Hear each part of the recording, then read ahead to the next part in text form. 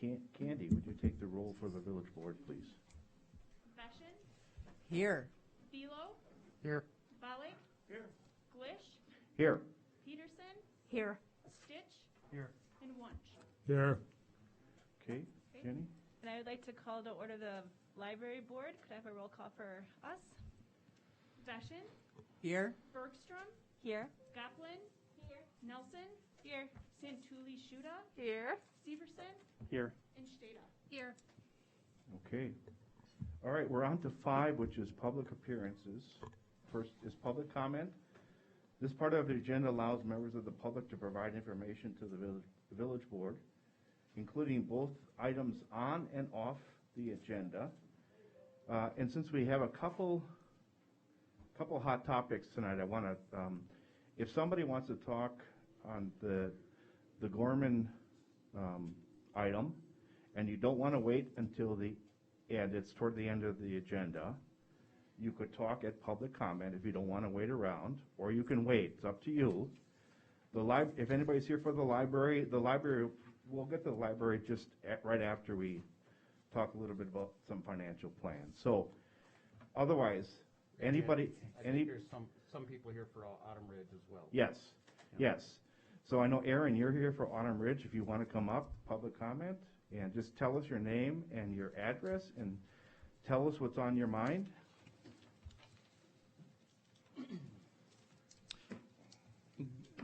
Good evening. Thank you to the council and for everybody for allowing me some time to talk. My name is Aaron Zitzelberger. I live at 709 Foxfield Road, directly adjacent to the 2B portion of the new Autumn Ridge development that was cleared last week. I stand tonight to strongly oppose item 11C on this evening's agenda, the extension of the required completion date of the Autumn Ridge Park to October 1st, 2023. Unfortunately, I'm not able to stay for the entire meeting. Unfortunately, I have family commitments I must honor. Over the past 2 years, the Autumn Ridge neighborhood has grown dramatically as phase 1 of the new development has taken shape. With it has been the blessing of literally dozens of new kids playing in yards or even in the roads, despite the fact that traffic has dramatically increased. Obviously, it goes without saying that a park is a necessary component to the socialization and safety of our children. You should know that I was able to speak with about half a dozen neighbors before coming here this evening, many of whom built homes adjacent to the park and who were under the impression that the park was a priority for the village. Many of those people could not be here this evening because, like me, they have family commitments. I've used the word commitment several times already, and this is very purposeful, as I believe the Village of Oregon has a commitment to the work on behalf of its residents. Nearly 30 years ago, it is my understanding that the Autumn Ridge neighborhood did not receive a public park because the village and developer determined that no park was needed because there would be a golf course. The Foxborough Golf Course is not, nor to my knowledge has it ever been, public land. In fact, shortly after moving to Foxfield Road, at one point we were rudely chased off the course paths simply for walking during off hours. The Autumn Ridge neighborhood is deserving of a public park, and the village has a commitment to help provide it, not to allow for the delay for 2.5 more years simply because it fits the needs of the developer who's already profiting. Delaying the park's required seeding and grading date until October 1st, 2023 would mean that the park would not be usable to area residents until mid-2024 at the earliest. That is simply not acceptable. You may not see a large number of people here tonight for Autumn Ridge. Unfortunately, people have busy lives, and unfortunately that often keeps them from knowing about meetings like this. Sadly, that's sometimes what people seeking unpopular change count on. Even I, who's someone who pays attention, didn't really know this was on the agenda until today. The park was originally proposed for the 2A portion of the development, and then was delayed to the 2B portion of the development. Now there's a request to delay further that project, all the while the residents go without. I would note that the Highlands of Netherwood Park seemingly was planned, funded, and constructed before surrounding communities were completed, so I'm curious as to why Autumn Ridge seems to be a little bit different. I see from the meeting packet for this evening that the administrator's recommendation is that the village staff, quote, finds the changes as drafted acceptable, motion to approve as presented. To my knowledge, nobody consulted any of the adjacent property owners to the park or any of the other residents in Autumn Ridge on whether a further delay is acceptable. I can assure you that my and our neighborhood's work on this issue is just beginning, and that the vocal outcry you're going to be receiving from Autumn Ridge residents should this be approved this evening will be significant. I strongly urge the board to delay taking a vote on this evening on the item 11C this evening to better receive public commentary, or in the alternative, reject the proposal outright and honor the commitment you have to the residents and require the expeditious completion of our park. If it's a priority to build homes in that area for the developer, it can be a priority to complete that park in that area. I appreciate your consideration. Okay, Aaron, thanks very much. Anybody else? Okay. Just state your name and your address for us, please. Hi, my name is Amy Furkey, and I live at 850 Longwood Drive, and I am a village resident. I would like to address item 11D. I am here representing the Oregon Nature Alliance, and here to express some of our concerns about the plan to create a drainage ditch through the wetlands of Lerner Park. This project will have tremendous impact on Lerner Park wetlands, as well as the flooding potential downstream, especially with the addition that could be directed from Lake Barney area. Will this just be one more project that moves the problem downstream? Will it require another project and even more money in the future? We have additional important questions about the plan regarding the drainage ditch and feel that they are essential to be answered prior to taking action. What were the alternatives, or were there other alternatives considered to help solve the road flooding problems? Could the road be raised? Could the area be connected to the village stormwater system? We understand cost is always a consideration, and that the ditch is probably the cheapest option. But what is the cost of the negative environmental impacts this will have? And is this a cost you are willing to pay? We realize some of these questions may be answered by the consultant during the course of this project. But what will be the process for the board to react to the results of their analysis? Will there be certain points along the way that the board will be able to have a say in whether to continue or not? Along the same lines, how much information will be shared with the public so that we understand the impacts as well? Wetlands are considered to be an endangered resource in Wisconsin. Over half of the wetlands in Dane County have been destroyed by farming and development over the last century. Wetlands are very important.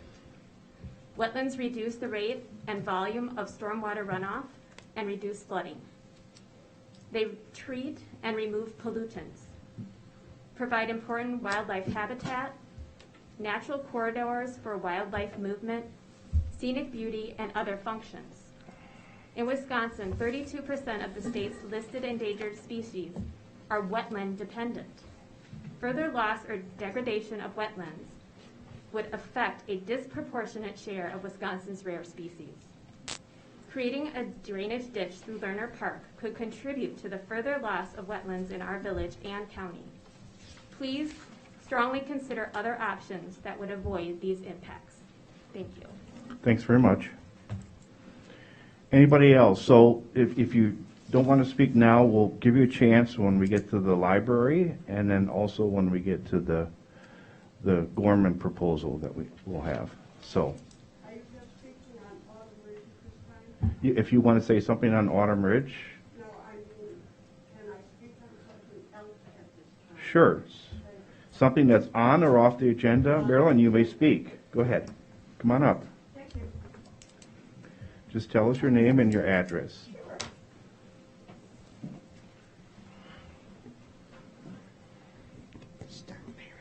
Hi, my name is Marilyn McDowell. I live at 873 Pleasant Oak Drive in the village. Thank you for the opportunity to speak. Just the other day, I heard about the offer to purchase the property for the Keller Alpine area. And I've read a lot of commentary, and I've given it some thought myself and looked into the current zoning, which is institutional, I found out, which means school, senior center, church. Those seem to be perhaps more appropriate, and perhaps the highest and best use, as they say in zoning and planning terms, for that property. It's got excellent natural resources on the bottom side of that property that I think need to be preserved and provide wildlife and all sorts of habitat that's important, that was just discussed, types of habitat. So I would like to recommend that you do not accept the offer from Gorman. Gorman had opportunities in the last 5 years to jump into the multiple housing interest that had been going on in Oregon and did not. Now they come in and say, well, where can we build? So let's pay a lot of money in proportion to what they paid the school district, the village, and let's see if we can get them to let us build something that will give us so much money in the long term. I think the village will lose intrinsically and physically if they accept the Gorman offer. And again, thank you for allowing me to speak. Thank you, Marilyn. A little nervous. All right. So, yep, sir, come on up. Mm-hmm.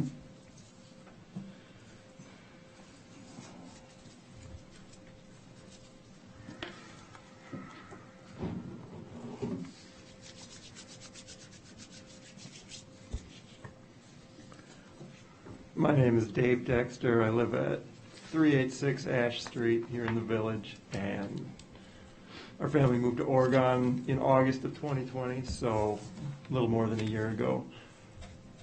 It being the pandemic, we haven't been able to get to know Oregon as fully as we would have liked to. One part of the town that we have been able to spend a lot of time at is Keller Alpine Park.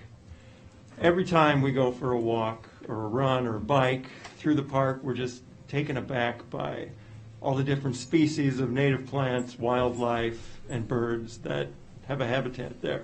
Depending on the day, we might see the gray heron stalking on the sides of the pond, turtles sunning themselves on logs, watch sandhill cranes grazing along the creek side or honking overhead above the prairie, or hear the calls of any number of birds that call it Keller Alpine home. It's just a great place. We love it there.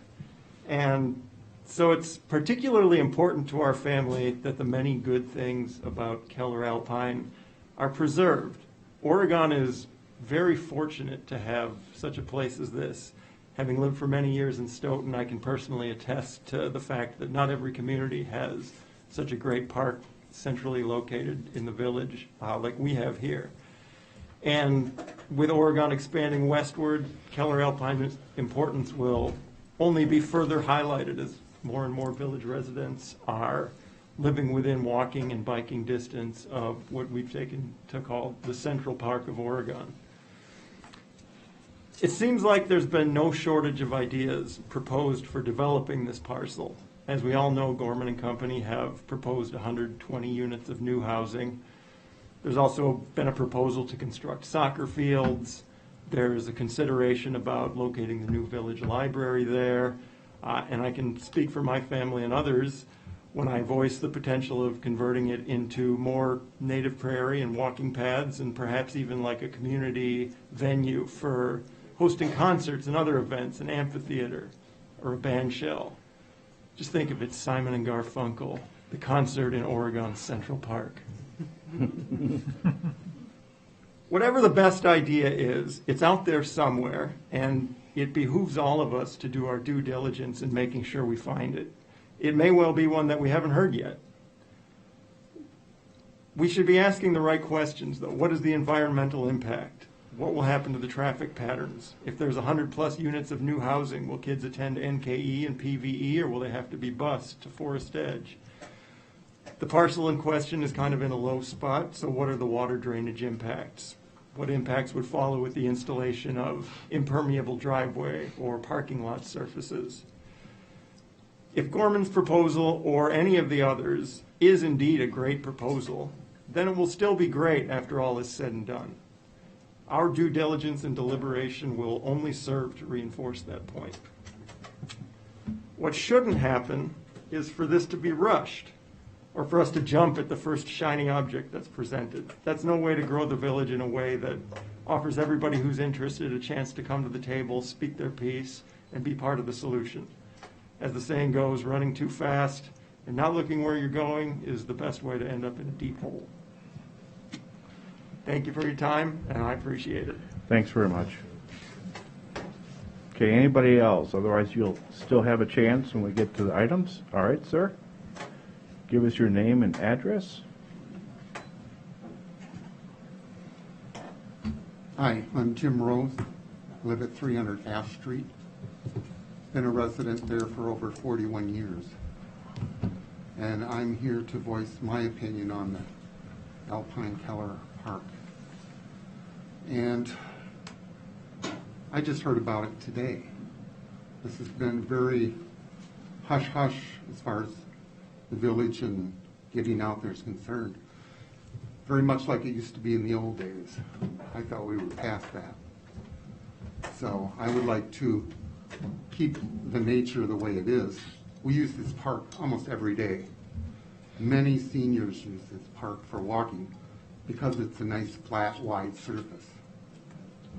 Lots of bikes. I mean, we're out there when it's still dark in the morning and it's busy. We see deer, we see pelicans, we see everything. It's a beautiful place. I hate to see it go to waste and the nature gone. And we have plenty of water problems in this village now. Building on that site, what they want to propose is going to only impact the village way more than they understand. Where's it going to go?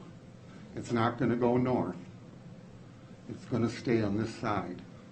And the developing west of there is still coming this way. So I don't think they've weighed all of the issues with the impact it would have. I don't know any residents that are for this development that I've talked to. So I would like the board to discuss this, table it for now, and have some more public input into this. And then not take the first offer that they throw at you either. I think it's a very low ball offer. Thank you for your time. Thank you. Anybody else? Otherwise, we'll come back. Let's go to 5B, which is presentation of the village's 2021 financial management plan from Ellers and Associates.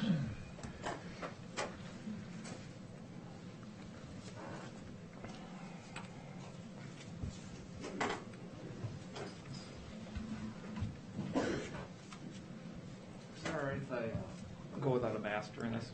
Sure. Okay. I find at some of the places that I've presented, it's like you're almost having a hard time breathing. So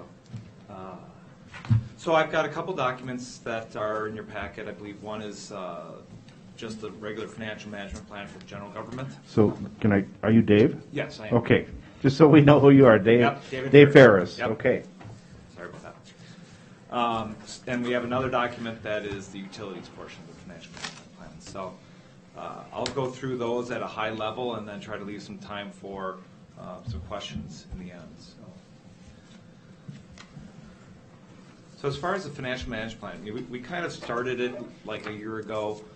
We kind of got wrapped into more of the library type of stuff and some of the bigger projects that are going through as far as your capital plan. And so, what we wanted to do is kind of try to structure a way of getting to the future and having your tax rate be somewhat stable and set up some decision-making things for you to do so that you can, kind of get to a point, maybe consider this a roadmap to your future.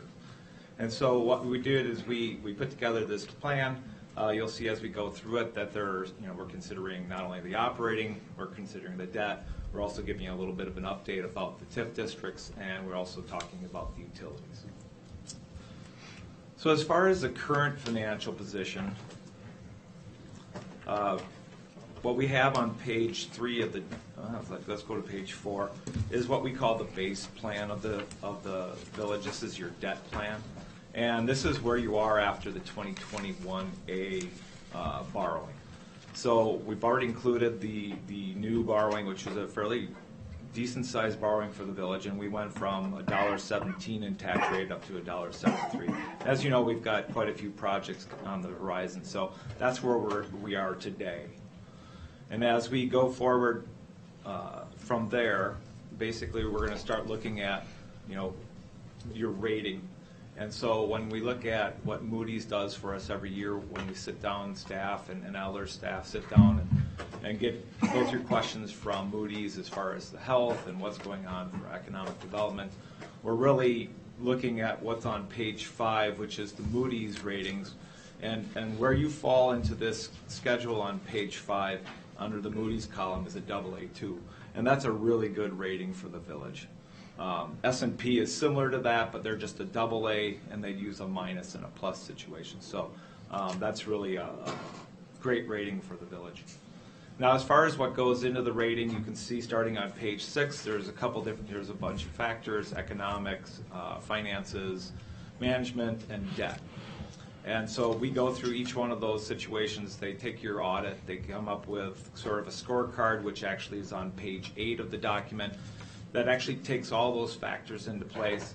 They take each one of the things out of the audit or based on some information that they have that gives them the information to do this scorecard that you see on page 8. So as you can see, you have anything from a A to a AA.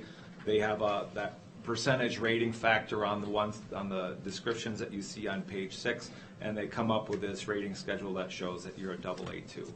Sometimes if you're maybe on the edge, what they'll do is they'll actually look at some of the things, like if you have a lot of development going on, maybe it's the size of your tax base. Sometimes you can get notched up, but in your case, you're a solid AA2. Going further into the schedule, you'll see that we have some graphs in here. We took some of the surrounding communities in Dane County to kind of compare yourself to. We've also taken a community such as a Fitchburg, which is really driving to be a AAA rated organization, just to kind of give you an idea of how you stack up against them. So the way you read these graphs in most of the cases is that the bar graphs are the dollars on the left, and then the rating is that orange line with the letters on the right side. So you can kind of take a look at those comparables. Now, one thing that we recommend when you're doing your budget, you're doing your year-end audit presentation or preparation, is that you consider these factors when you're doing that. Because if we have a policy where we transfer a whole bunch of money out to the capital projects fund, but it gives us a deficit annual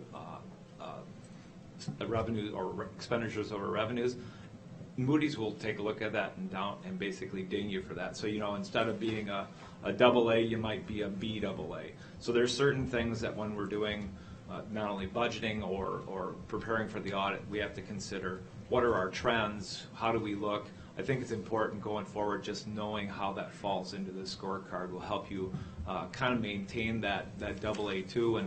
And as you grow, I think you're probably, hopefully you don't grow as fast as possible to get to where a Fitchburg is, but when you start going forward and you have all the positive trends, if it's time to be a AA1, that you'd be going the right directions on everything else.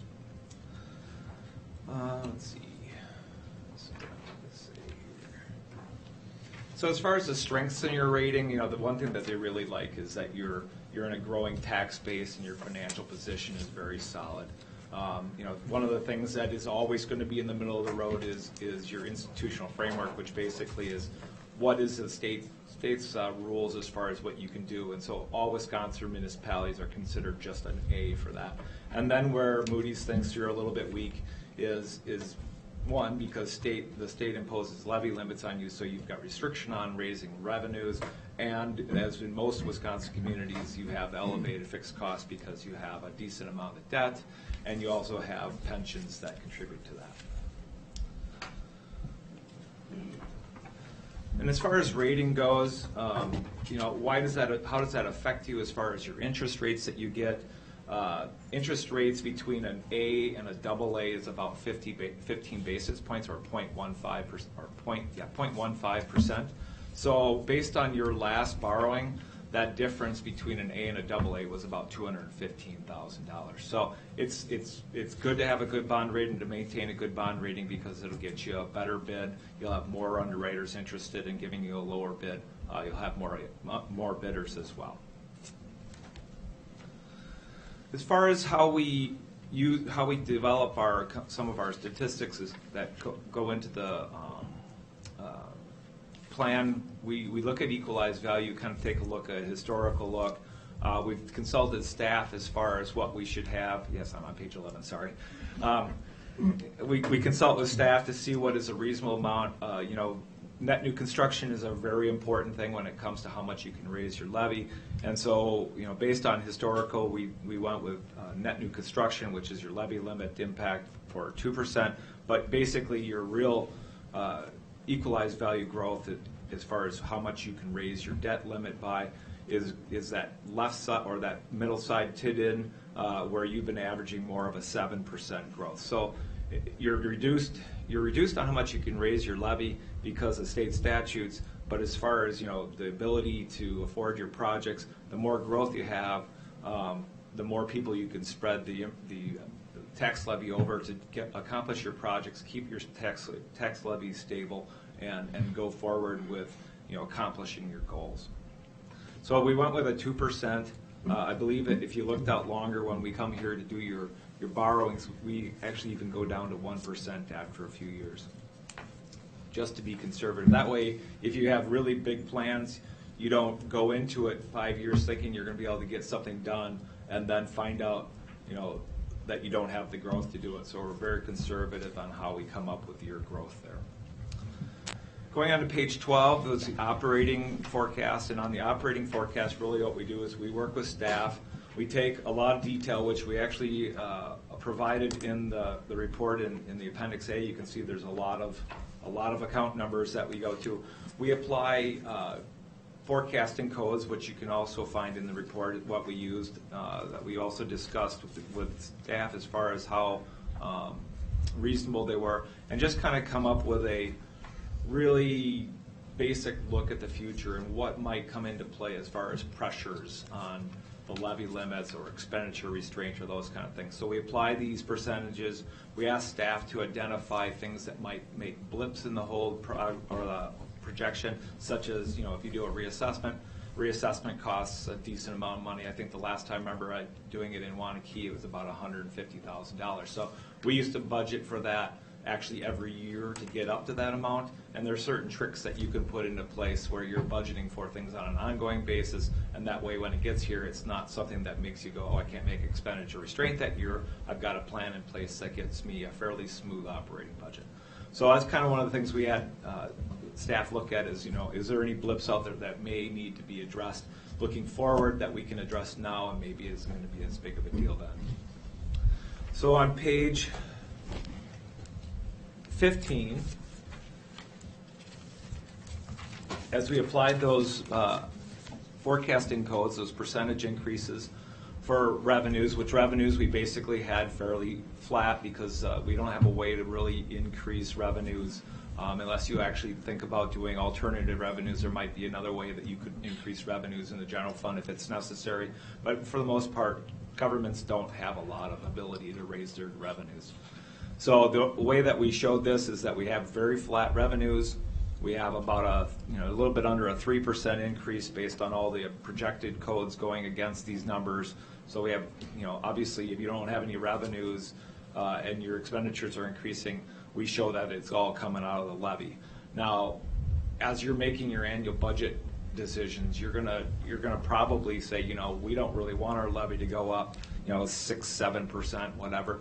We're going to find ways to make that not go up so much. And whether it's you don't give the 2 or 3% raises, or you maybe have a way to move a service that you're getting, you're cooperating within our community, or other ways that you can maybe reduce those costs. Maybe it's jumping out of the state insurance program and having one carrier do it. So there's lots of ways that places have been looking to do that. And if you can't find those places and you're not willing to cut your services, then there's other ways that you can look for other revenues, and there's a couple out there like the wheel tax. There's a revenue where you could actually take your street light electric bill and put it on the user fee on the utility bill. So there's other things out there that you can do that maybe helps you from having the gigantic local property tax increases. So those are some things to think about. But at this point, you're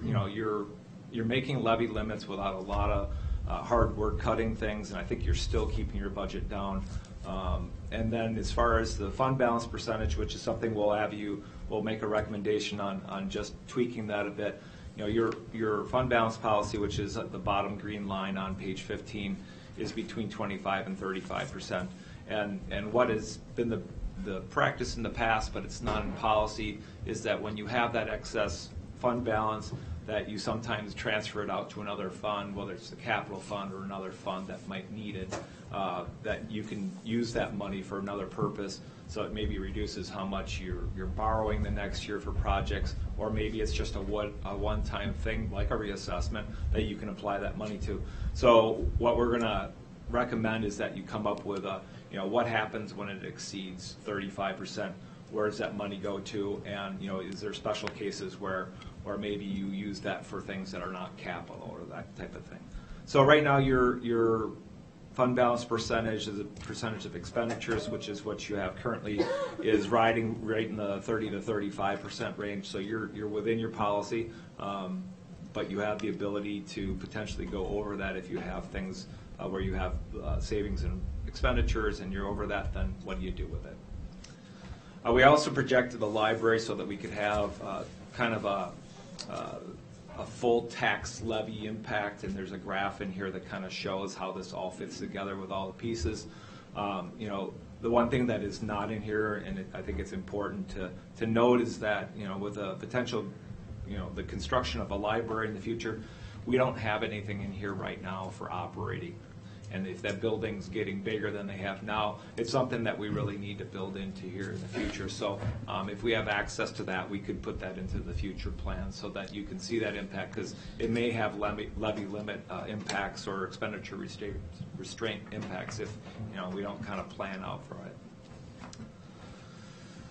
As far as the fund balance on page 17, it really looks like that line is the same every year as far as what is the unassigned fund balance, which is the amount you can use for operations, versus the other ones, which is non-spendable, which are things that maybe you've already spent the money. A great example of that, and you don't do it here very much, is where we pay some bills for the TIF district because it doesn't have cash, and so the general fund, it looks like it has a big fund balance, but maybe it has a whole bunch of money that it loaned to the TIF district until the TIF gets good. And so non-spendable is basically the cash isn't there to use it for operations. So that's what non-spendable means. The other one is assigned, and that's really where you as a village board can say, we're going to set money aside for certain things, whether it's sick leave. I think that's in a different fund though here. It could be maybe there's a certain project. It's just things that you specifically decide that you want to set aside for the future.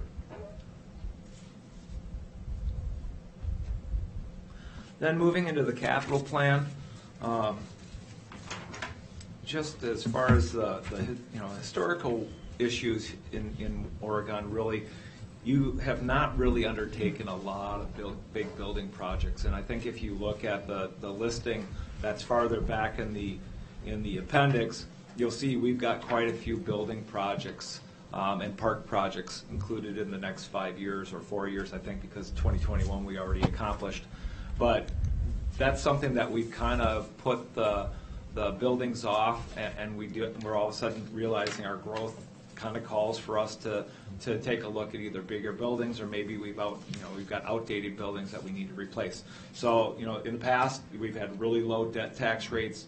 Our debt capacity was never an issue, but you'll see that we have some, with the projects you have in here right now, that debt capacity is something that you're going to want to take a look at and probably make a recommendation as far as a policy to follow. Okay, so let's go on to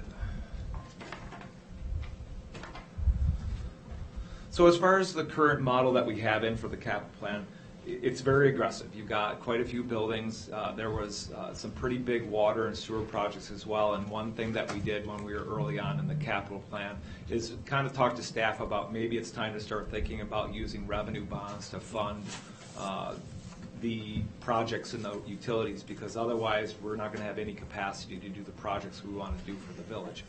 So what that means is that we would take, instead of using the general obligation debt, which is backed by the tax levy to do our utility projects, that we would recommend that you use revenue bonds, which is backed by user fees of the utility. And so that way the utility does not use up that capacity and basically handcuff the village from doing some of the projects it wants to do. What the current plan in here does is it tries to stabilize basically the tax rate, and you'll see in here that we've got a plan that takes on the current CIP and comes up with a rate that we think that we can hold and stabilize until we start building on the future year projects. And those projects hopefully will be able to stick to that tax rate so that your taxpayer is not seeing a bouncing tax rate. That's something that, as an ex-finance director and probably your current one sees, you don't want people coming in and saying, why are my taxes going up? Why are my taxes going up? So if you have a good plan in place as far as at least the debt, we can smooth that out and make sure that that's not the factor. The operating levy obviously gets held down by the levy limits, and so most likely that's not going to be balancing either. But that's also included in here, and we'll show you how the impact of that is. So we're going to ask you, basically to develop and approve policies that'll guide you on not only the CIP but the debt plan. So on page 19 is really a very summarized version of the projects that you have in from 22 through 25. When we started this plan and went through the borrowing in the spring, we had 21 through 2025, so we had a 5-year plan. We've accomplished the first year of it, and we were pretty far down the road when it came to this. So the debt plan is, it should have the 2026 on it, but we'll get that in there for the next plan. So you can see a summarized version of this. The detail of these projects are in the back in Appendix B, I believe. And so you see we have some fairly significant borrowings in each year. 6-point-some million in the first year, about 5.5, another 6-7 million the next year. So we have some pretty, like I said, we have some pretty aggressive projects in here, and it really is something where we have to come up with a plan of how can we do that without really killing the tax rate and really blowing up the debt capacity. So the one thing you'll see is with the current debt plan on page 20 is 2 looks at the debt capacity. Basically, debt capacity is defined as 5% of your equalized value, which is your taxable property in the village. And that's that blue line that you see on page 20. The next line down, at least in the first graph, is how do we look compared to just using half of our statutory limit? And you can see with the current project listing that we're above that. So we kind of take a look at this and want you to try to keep that blue line at least showing for 25%. So if you look at the second graph, that's more of where we're saying, okay, we feel that you should never go above 75% because there may be an emergency where you're going to want to have that available. And so the way we're showing and the way we're recommending in the report is that you adopt the 75% debt capacity policy at this point. It's something that I think once you get past this big project period, maybe there's a chance that you can readjust that. But that's one of the things you'll look at every year is do our policies make sense? Then on page 21, it's a lot of numbers, but it demonstrates really the tax levy stabilization that we're talking about, and really I'm talking about the 4th column from the right. We're at $1.73 as we showed you in the base plan earlier in this document. And then, because of some of the growth that we got this year, which was great, we're up to about $2.14 for the next year. And then what we're trying to do is trying to fit the rest of the projects in. So $2.25 is basically what we were able to put those projects in, get those accomplished, and then start having a flexible tax levy, which means it's basically dropping so that you have room for more projects in the future after that 2025 project year. So your debt will come on in 26 for the 25 projects. And then, as we update this, we'll be trying to fit everything to at least that 225. We're going to propose that you do a policy for $2.50 to give you a little flexibility just in case something comes up that may be, let's say, legacy in nature. We've had another client that had sort of a policy that they had to go back and change because they had something that they really wanted to do. So giving a little bit of flexibility, plus the interest rates in the future may not be as low as we've had them lately, gives you that a little bit of flexibility to do that. But this is an area where when you do your CIP, we take a look at capacity, we look at tax rate, and if you fit, you're in good shape. It keeps you stable, and you know that your plan basically is going to keep things on course. I wish I had the debt graph in here as far as the tax rate, because I'd be able to show you that it's flat, but I'm on page 22, which kind of pulls in not only the operating funds, but the capital plan. And what we're trying to have this graph look like, and it kind of starts showing that way for the tax rate, as we demonstrated in the last one, is that we have a much flatter tax rate going forward. We're hoping that the growth, which we're fairly conservative with right now, with growth allows you to increase that tax levy a little bit, and actually with better growth than the 2% that we're showing in this report, probably this graph would actually start declining instead of that flat. But we're trying to be conservative just so that you have the ability to make sure that you can fit those projects in the future. Other considerations in the report on page 23 that you always have to look at is the levy limit. We don't see that there's a lot of pressure right now on the levy limit. There's a couple years in the future. Some of it depends on whether you continue to do some of the levy support on some of the TIFs that haven't had a lot of increment come in yet. It's possible that, right now we're kind of showing, okay, this is what we think is going to happen.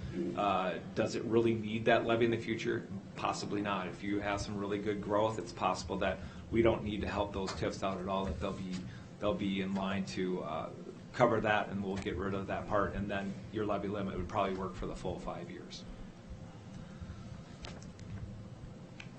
Expenditure restraint isn't actually a graph that's in here, but we also have a graph that actually was in the PowerPoint that I didn't end up doing because it ended up being more of an hour-long presentation. I thought you might want to have a little bit more time for your meeting, but the expenditure restraint looks really like something that you will have to make a little bit of decisions on at this point. But right now, your growth and the kind of a average CPI increase will allow you to make expenditure restraint. And it's something that, obviously each budget is going to make that future look a little different.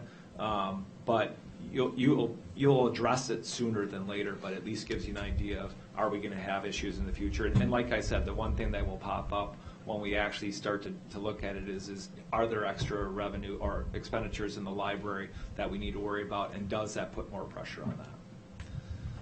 The next section that I'll kind of go into is just the TIFs, and I'll be real brief with those. We did go in front of the Joint Review Board just a month or so, actually earlier this month, and did a little presentation to them. But TIF 3 is obviously your old downtown TID. Right now, it's been overlaid with TID 5, which means that it doesn't have any more growth. That TID 5 is actually the one that gets the growth. But going forward, this district has a decent increment, but it doesn't quite pay off its debt. And so it's possible in the future that there may be a need to extend this district for about 6 more years. Actually, I think it's 5 in the cash flow. Back here in the appendixes that it doesn't show it there. So, there's some tax levy support that we're trying to get back, and it doesn't quite pay off after that 6-year extension. But if things improve as far as what the value is in that district, which is mostly from inflation at this point, that maybe we won't need as much of that. The other thing that was a big thing in the district this year is we did pay off a bond that was a developer bond, that the developer actually paid the money off to you, and then you were able to pay that off, which helped your debt capacity some. TIF 4 is the one that you just did an amendment to recently. We asked for 6 more years on that because of the, I have it as LIHTC. I'm drawing the blank what the name of it is. What's your low-income housing project? Lakestone, sorry. So we did it in the spring. We did an extension for you with the joint review. We added 6 more years onto that so that we were able to help that developer get that low-income tax credit status so that they could actually build that project. And I know that that was a pretty important project to the village. It is possible, though, that we could close that a year earlier than that final year of the extension. And then the other TIF is TIF 5. Like I said, that's basically took over for TIF 3. It does extend a little bit to the north, but that has an expenditure period that ends in 39, so there's lots of years to do projects. You know, I think the way we have it in the plan right now is that there isn't as many projects or as much value in there as that could happen. And so right now we're saying that it possibly could close in 34, but that kind of depends on what the village wants to do in that district. And if there's more projects to do, it's possible that you would keep that open longer than the 2034. That kind of depends on what you guys want to do there. So I think I'll go into the conclusions and recommendations for the general government portion of that, and then I'll pop into the utilities, which my colleague Brian Raymer put together, and I'll touch upon. So I think, as far as your financial health, you're in really good shape right now. Yes, you've got aggressive projects, but I think they're manageable. When we had our Moody's call, they were actually not concerned. We kind of thought maybe taking on some of the debt, and they saw the 5-year plan, and they said, we aren't really that concerned about it because you're a growing community, and we know you're going to be able to grow and afford that, and it's not unusual for a growing community. So they see you as being in very good financial shape, and thus the AA2 rating, which is really good for your size. As far as the financial management plan, we recommend that you update this on an ongoing basis because it's really going to be a roadmap to how do we get our projects done and can we afford it and that type of stuff. And what goes along with that is the financial policies that you need to consider putting in place that kind of drive some of this. You know, when you do that, then you can review those on an annual basis and decide whether or not they're good. Maybe you can reduce some of those if you get past the aggressive period that you have. You know, do you have, you know, when we look past the 5 years, what do we have there? And I know that we talked this morning that there are a couple of bigger things out in the future that, you know, when we start to model those, you know, do we end up trying to stay kind of where we are now until we get through some of those growth type projects, or you know, how does it all work? So as far as recommendations, I think those are mostly on page 27. We're recommending at this time that you develop a policy for the tax rate for debt service of $2.50. It's a quarter more than you have now, but I think it gives you a little bit of flexibility in the future as far as, you know, wiggling projects around a little bit, or even increasing interest rates with hopefully they stay down. But you know, if you ever see the graph that we put into your packets during the borrowings, you know that they roller coaster. So we're just happen to be sitting in a valley for like a year now, so it's been really helpful to people that are doing projects. We're recommending that you have a debt capacity limit of 75% of the statutory limit. That gives you that flexibility to do those projects, but it also saves that 25% for emergency purposes. Another recommendation that you'll see, you know, in a Wanakee or a Fitchburg is try to keep your debt expenditures less than 30% of the levied funds expenditures. So you take the general fund and the library and the debt service funds, and if you levy in the capital projects fund, you'd add up all those and try to hold your total debt expenditures to under 30% of all of those. It's not really as important as the other ones when it comes to rating, but it's something that helps you kind of gauge where you're at on that. As far as the fund balance policy, you already have a fund balance policy that says that you'll be between a range of 25 and 35% of your operating. I think it's expenditures. I think I wrote in the wrong thing here. But what we are asking that you consider as well is if you have excess, create a policy that says that you're only going to spend that on either one-time items or you're going to transfer it to the capital fund or another fund that maybe helps you reduce what you have to levy or borrow in those funds. And as far as revenue policies, have a policy that you're going to qualify for expenditure restraint when possible. There are years where you may have, something that comes on board that you just can't make it. You just realize that you're going to have to take a hit that year and then come back and make it the next year. But because of that factor that you might not make it, you may want to try to budget that revenue in the capital projects fund, because if you put it in the general fund, it creates a gap and it's hard to make up for revenues in the general fund. If you don't have enough revenues coming from outside sources in the capital projects fund, it can always be borrowed for. Obviously, be better if you could use that cash from the expenditure restraint or the tax levy, but it keeps you from having that general fund hole that you may not be able to fill again. And if we ever get to that point, I just said, maybe you ought to have a policy that talks about alternative revenues, that you would consider those to help out in levy limit situations or when you're not making expenditure restraint. I don't think you're at that point, but it's something to keep in mind just in case. Just a couple final comments on the general part of this is, increased growth is obviously going to help us with this whole plan. You're going to have the ability to consider the projects. Your tax levy is going to have more people or value to go across. It's obviously going to help us to make these policies and keep us actually a little bit even healthier. That's why we're a little bit more conservative, just to give you the ability to, if we have a blip here, that we aren't killed by it. Levy limits are only increased by net new construction, which is around 2%, I believe. And the current plan kind of shows that if the amount that's available is limited, if we don't need that money from the levy support to the TIDS, though, that could help that out. And then the other thing that we've I think the village has been doing a really good job of is when you're doing developments, you're not putting the infrastructure in and taking the risk on as the village, paying for things up front. You're doing a lot of municipal revenue obligations, which means that the developer has to do what they do first, and then the only way they get anything goes out is if they put that value in the ground. So it's kind of a way to repay them for putting in the infrastructure that you didn't have to. So that's the governmental side. As far as the utilities,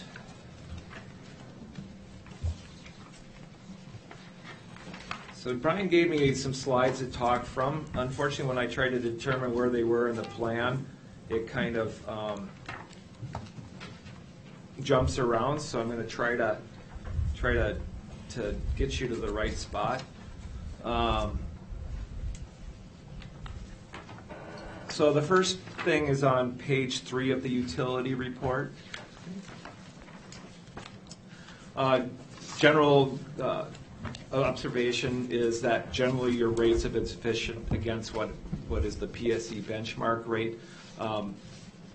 What he said is that you've been really very healthy as far as how much cash you have and where your rates are at, and that really any kind of an increase in the future really is not due to any catch-up that you're behind on your rates, but more so because of the projects that you have in your plan. So I think when we take a look at the schedule that Brian has as far as when he's recommending that rates go into place, what he said is it's more geared to your projects that are coming up and getting you ready to be able to take on some of those projects. So there's some fairly significant water and sewer projects in here. You'll see that in the water's case, I believe there's a fairly big jump in one of the first years. In the sewer's case, I think there's a couple of more 7% type numbers that kind of are involved with getting that ready to take on those projects. So as far as the graph on page 3, the utility basis, basically the purple line is what is considered it nets out other types of revenues, not operating revenues against expenditures, and it's called the revenue, and it ends up equaling what's called your revenue requirement. Now the kind of turquoise line is where your rates are at, and so the fact that those rates are above that purple line shows that you're taking in enough money, and the return on investment is such that you're doing really well. As far as debt coverage, I won't try to find the schedule in the plan, but really when it comes to debt coverage, you are way above where your minimum amount should be. You're able to pay for your operations and your debt without any issue at all. And when you look at we look at the rate increase schedule or that schedule that we'll talk about, you'll see that we're actually recommending that you use some of the cash that you have to help kind of keep some of the rate increases down. And I'll show you that when we get back there. As far as the water reserves, basically you have to have at least, we like to see 6 months of cash to cover 6 months of operation and maintenance cash plus your debt service for reserve purposes, and really at this point you're in really good position on that as well on the water side. So as I talked about with the projects, there's about first 3 years is about 12% of your net assets that will be coming on, and talking about the rate increase that I was alluding to before, and that's why I didn't really have to look for this, but let's see here. Right. On page... Table 4? Table 9. Table 9. Yeah. 9. Okay. So on table 9, really where you see the big jump for rate increases for the water utility is 2023. As Brian alluded to with me to pass on you, is that really these projects in these first 3 years, because we didn't have anything past this, are about 12% of your net assets. I think when he looked at it, there is some usage of the or the amount of that increase that are related to increasing O&M costs. So really it was like 11% of your net assets because of these new projects, and then some O&M catch up. So he's recommending that you consider doing a rate increase in 2023, and then just doing maintenance increases over I think in 2026 and 2030, just to keep up to date and keep your cash flow in good standing. The one thing he also wanted me to point out on this schedule is that we are looking to use a little bit of cash, so there's a net annual cash flow line. We are using some cash, but the reason we're using that is because we do have available cash to pay for some of the projects where you may not have to borrow for those, that we can use cash to pay for them. So that way, we have that cash available that keeps us from borrowing and keeps those rates from really bouncing up. Dave, I think it's true, we've not changed utility rates, I think, since 2011, I believe. Does that sound about right? That's on both correct. The water and the sewer. So I think that's important to note. That's correct. Okay, let's see, let's go on to the sewer system. And that graph is on page 4.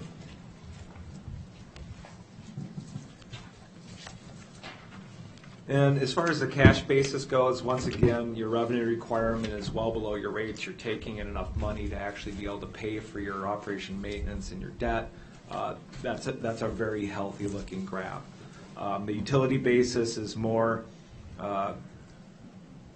taking into account the return on investments. We're a little bit lower on that one, but you definitely, you're close on that one. So I think you'll see when we get back to the rate schedule that he has a couple of increases recommended for that.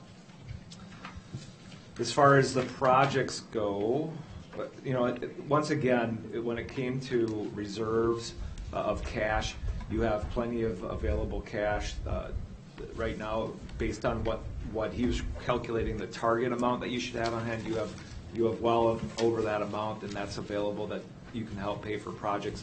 And as far as coverage, which is important when we're talking about revenue bonds, you've got plenty of coverage to be able to take on new debt in the future. So let's see, let's find that sewer. Okay, I'm on table 21. Yep.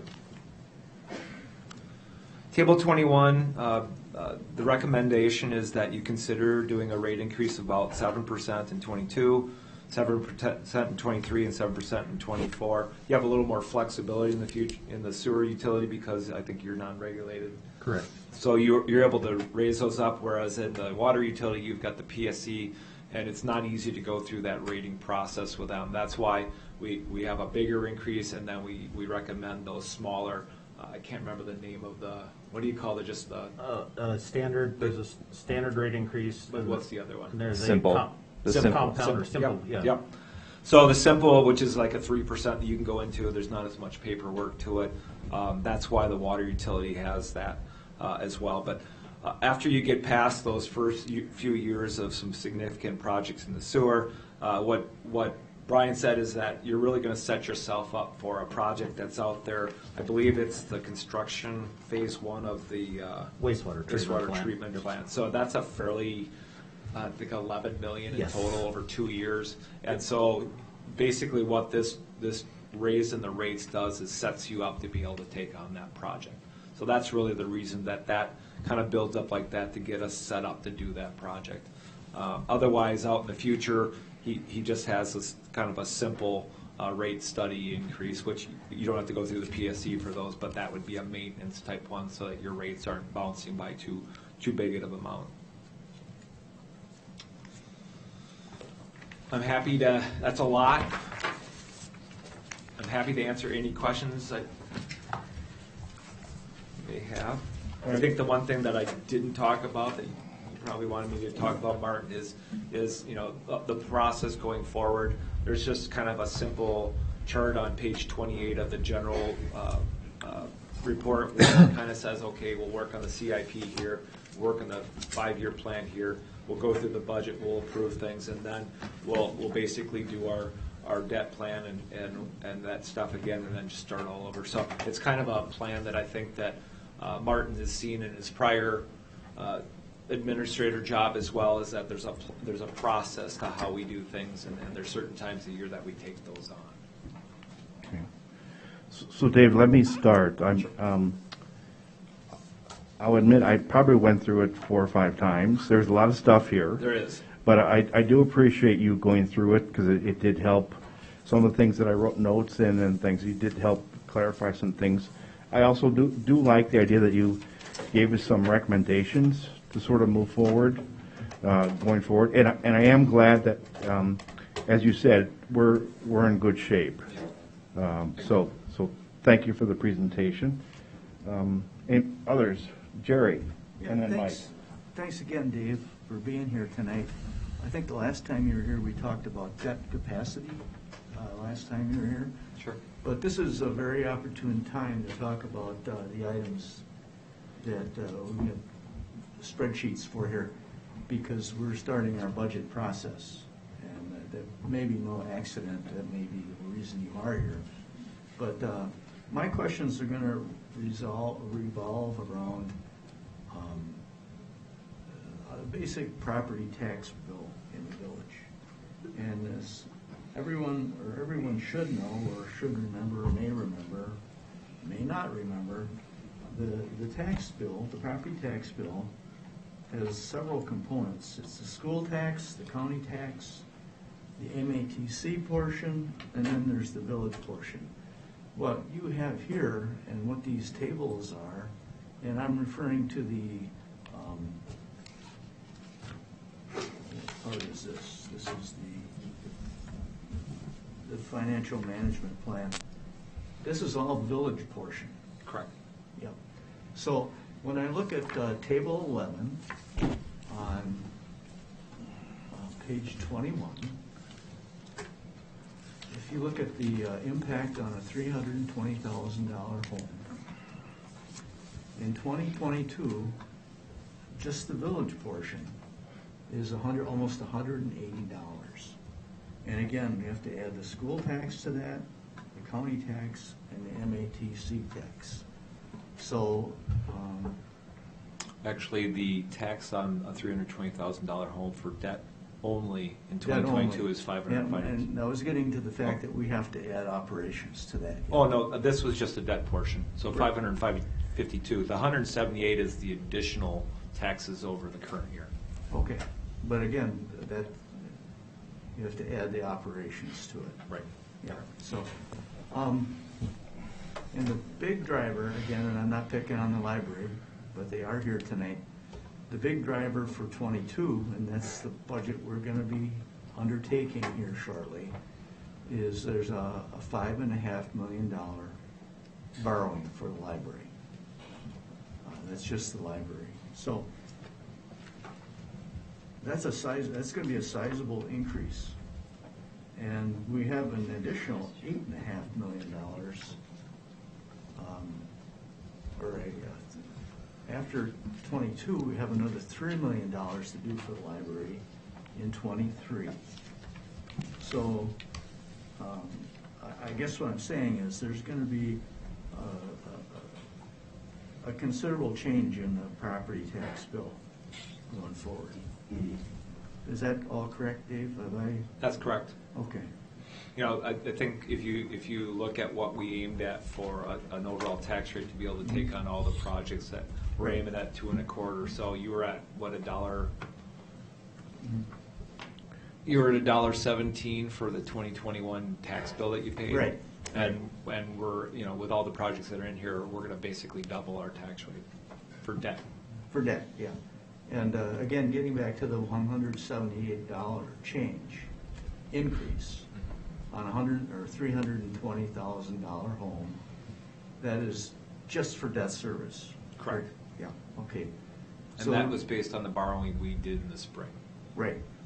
But I guess the point I'm trying to make is, it's 178 for the debt service, and plus we have to fund the other operations also. So, it's a pretty good chunk, I guess is what I'm gonna say. And I'm sure we'll have more discussions about that when we get into the budget. So, that's, if everything I said was correct, then I guess those are my comments. Okay. Thanks, Dave. Mike, you're up, Mike. Yeah, I was actually afraid it was gonna be worse than it is. Yeah, well, yeah. But I agree with you. I have a question more about the sewer utility, specifically table 21. What you have shown in here is that by 2026, almost all of our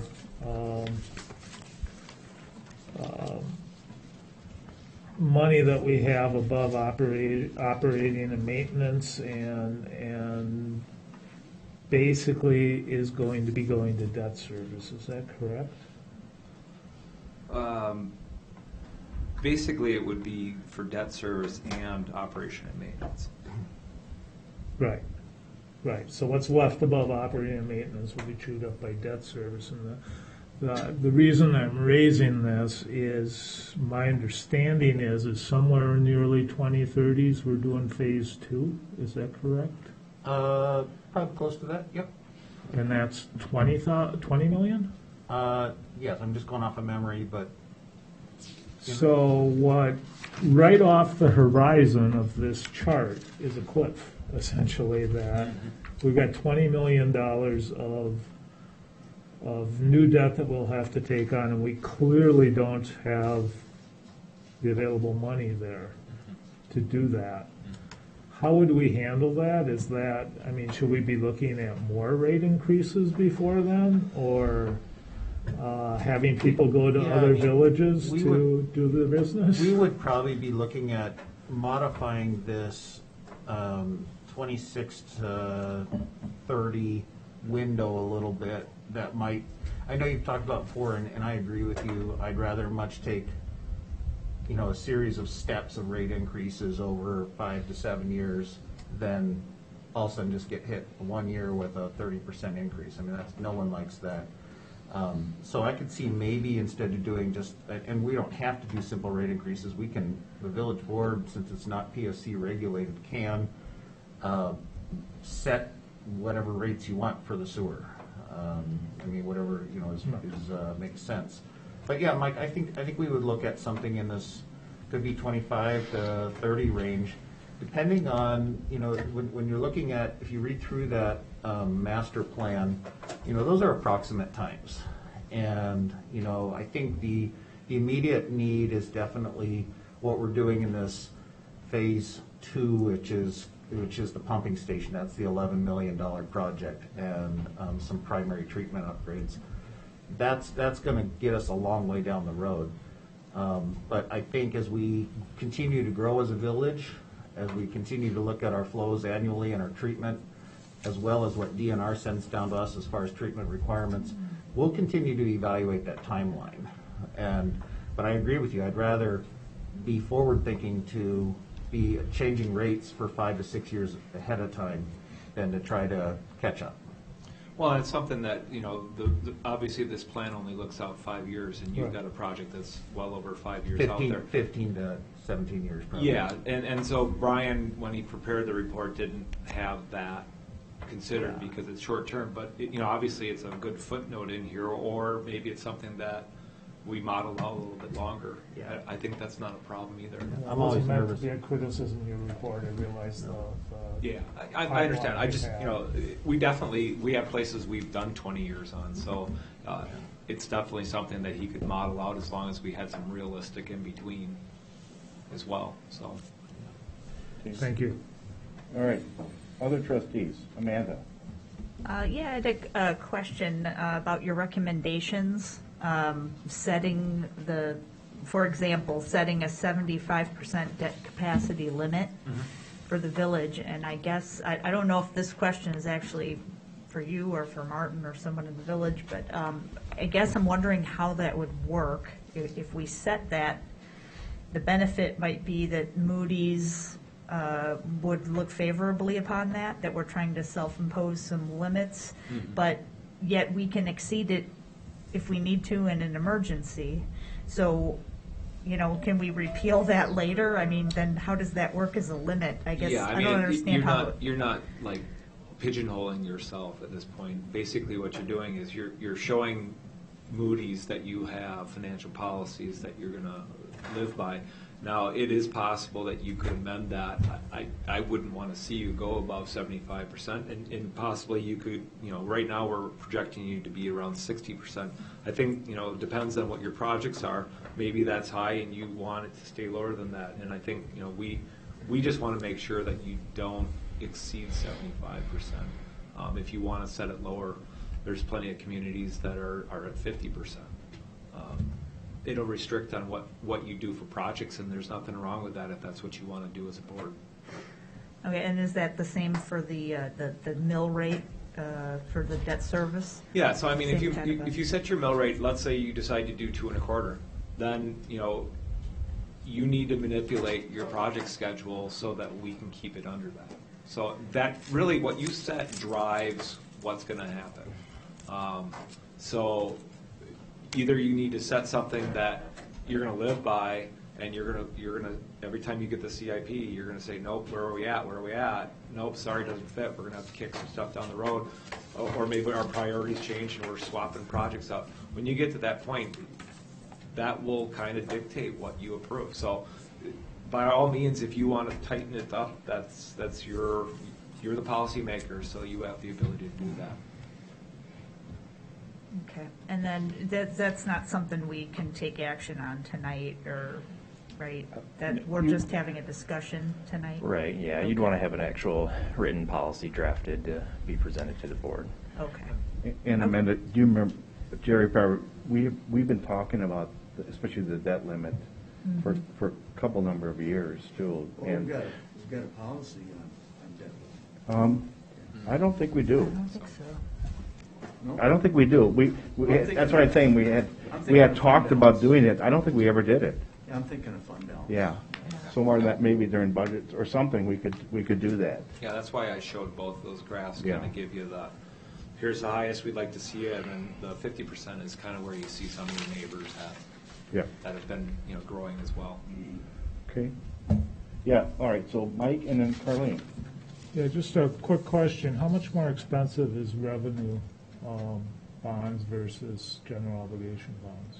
I mean, how much are we paying more for those? Well, they are a little more expensive, even bond council a little more expensive. Most of the issuance costs are a little more expensive. As far as the rate goes, I'm trying to think what I remember seeing on the rates that I've seen lately. If we have a 20-year bond, I don't know if I'm gonna be able to pull this out of my head, but on a 10-year note, we were definitely at like $1 or 1%, and I think the revenue bonds were coming in at 10 years at more like 135 to 150. So there is more risk to revenue bonds. Obviously, you don't have the tax levy behind it, so there's more risk to revenue bonds. So the rates are typically 25, 35 basis points more. Thank you. Okay. Carleen. I just had a comment that this is very helpful for somebody who really is new to this kind of thing and understanding and being able to then think about budgeting and policy and how that should look.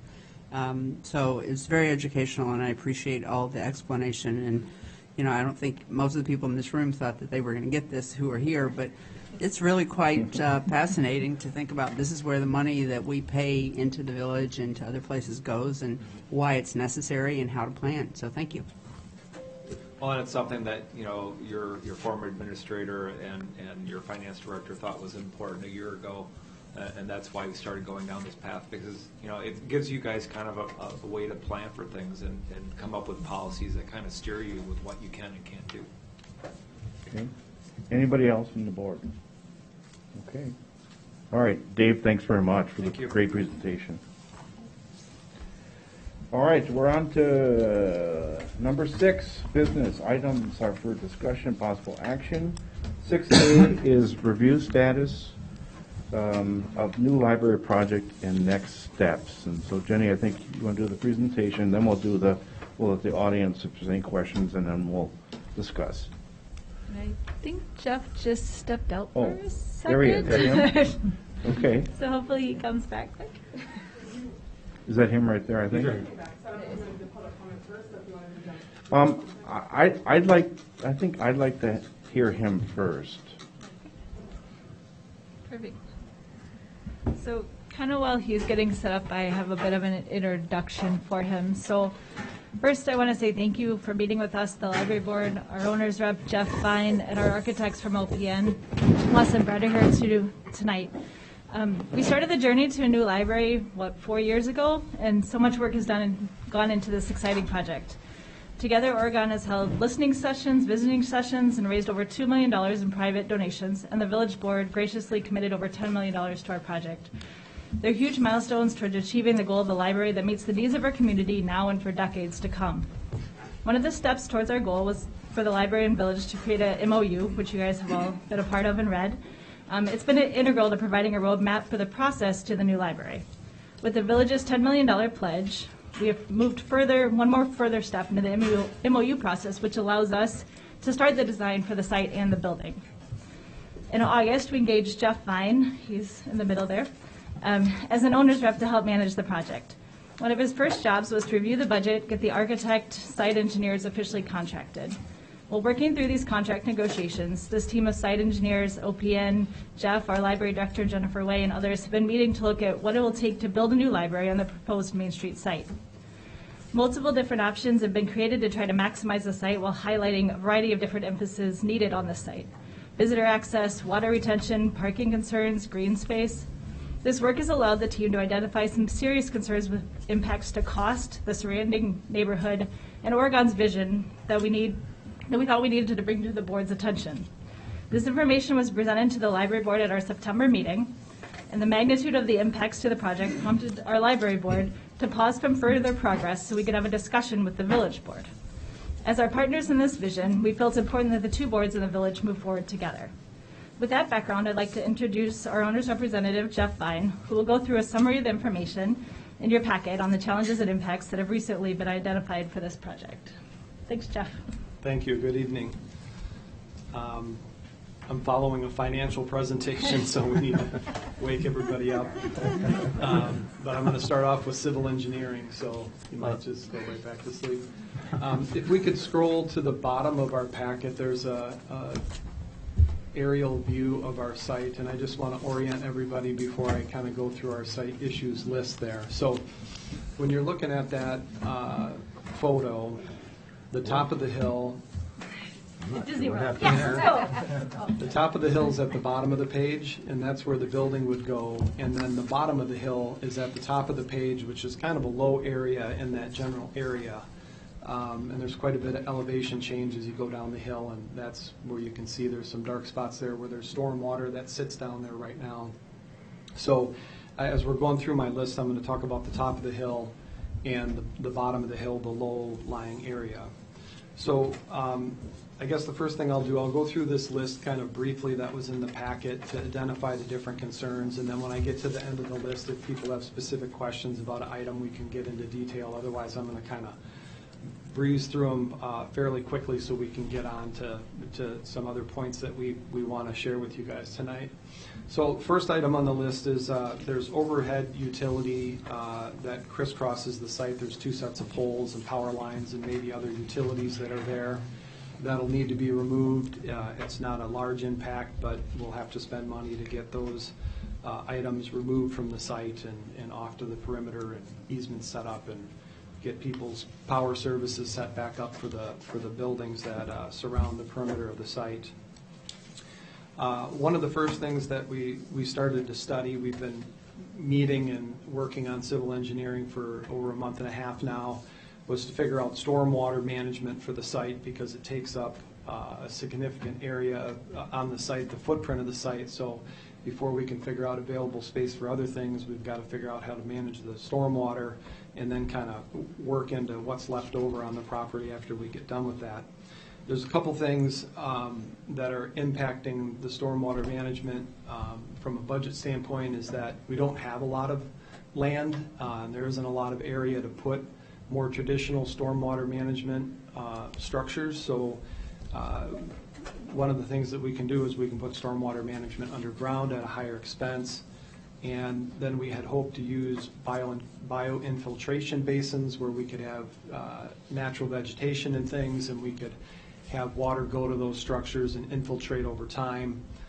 The problem is on the site that we have, especially at the low end of the site at the bottom of the hill, we have very little infiltration on the site. So there's really nowhere for water to go other than get managed and go to the city storm sewer. And so the next item also talks about that lack of infiltration, where we'll have to do some special geotechnical investigation to be able to figure out or prove out that we don't have infiltration on the site, and then we would design the stormwater differently. Again, it's a small impact, but there is a cost to that. The next item on the list is something I know you guys are familiar with the parking struggle that we have with the amount of property that we have. And we through the help with the village, have landed on the ability to have 98 stalls approved, which is a number that will work for the library. We actually wouldn't want to have less than that because we want to have parking to serve the needs of the building. But in trying to fit those on the site, there's been discussions about reducing the drive lanes and asking for variance in the size of the parking stalls to be able to get those things to fit on the property. And again, it's an impact to the site. It doesn't necessarily affect the budget greatly, but it'll certainly affect the feel and the use and of the site. You'll know that you're in a small parking lot. The next item on the list is undercutting a parking lot. So if the building kind of sits up on the top of the hill where we've got some decent soil, the parking continues down the hill, and there's a significant amount of parking that's in the lower 2/3 of the site where we have there's a lot of saturated groundwater, poor soils. So those areas of the parking lots would have to be excavated out we'd have to get rid of all of that material. We'd have to bring in new material to support the parking lots, and there's a cost to that. There's also potentially a problem with having to dewatering all of that excavation at the lower end of the site, meaning we start digging the material out and it fills up with water because water tends to sit at the bottom of the hill, especially in that area of that neighborhood. And we would have to figure out how to physically get that water out of there so we could do the construction work. And again, that's just another impact that goes along with the poor soils and having to undercut those parking lots. There's another excavation item that has to do with cut and fill at the building location. Again, the building is going at the top of the hill, but the building is going into the hill. So if you can imagine, you're going to build a house with a walkout basement in the back, you would want the front of your property to be lower than the back of your property. We have the opposite, so that the rear of our building is actually into the hill, the top of the hill. And so we've got to excavate into the hill. And if we want to raise the building up a little bit to alleviate that excavation, we'd have to fill in the front. It probably makes sense with the design work that we've done so far to keep the front of the building down at grade, and then we're just excavating more into this hill and trying to create some space behind the building for us to have space that we can use at the back of the building, but we're really building basically the walkout concept into the hill instead of, with the grades falling away from that area of the building in the back. One of the consequences of that is there's going to be additional costs to build retaining walls in the back to create a recess. One of the concepts that when you look at the plan kind of in 2D from a plan level looking down on the site is that space at the rear of the building was going to be some open area for programming. There's a patio area back there, and potentially that was going to be kind of the nature area. But the way things work out with the elevations and us excavating into that hill, basically you're going to be looking at the retaining wall, and depending on how much of that space we want to open up at the rear building would drive the amount of retaining wall and the height of the retaining wall. So there really aren't views out the back of the building, and there really isn't going to be natural space. At least anything that's on the site right now left is natural space at the rear of the building because of that elevation and excavating into the hill. And that item number 9 is that some of those similar ideas about the limitations of that rear outdoor area in the back. And, if we had grade that dropped away from the building, if we had open spaces that we could have views off for some distance, all of that area could be planned to be used as gathering space and outdoor programming space and all of those things that you can imagine, in an outdoor nature area that's adjacent to the building. And with the problems with the elevations, we don't really get to have that open area and those types of views. Portions of the rear of the building where we don't have retaining wall and it excavated out would basically be, foundation wall that's holding up that soil, and there wouldn't be views out the back of the building in those areas except for on the second level. Something else that's happening because of the excavation at the top of the hill and then just excavation for the parking lot areas. If we look at what's happening with our site, either we're excavating for the building, we're excavating for parking lots, or we're excavating for stormwater management facilities, or we're excavating into that back hill and maybe excavating out for that rear patio. So there's no area on the site that we are not going to excavate. And a consequence of that is that every single tree that is currently on the site will have to go away when we do that excavation. And then there's potential impacts to trees that are along the perimeter of the site, even trees that are on adjacent properties that are right on that property line, because if we're going to excavate down a few feet at the property line to build the parking lot to the property line, we're going to impact those trees. And so we're going to have to be planning ahead to how to manage that and work with people for those impacts along the property line. And then kind of the reverse of that is when we get done and we have building, parking lot, and stormwater management, we don't really have any areas left over for these outdoor green space, programming areas, gathering areas. In Wanakee Library I was involved in with OPN that just got finished a couple of years ago.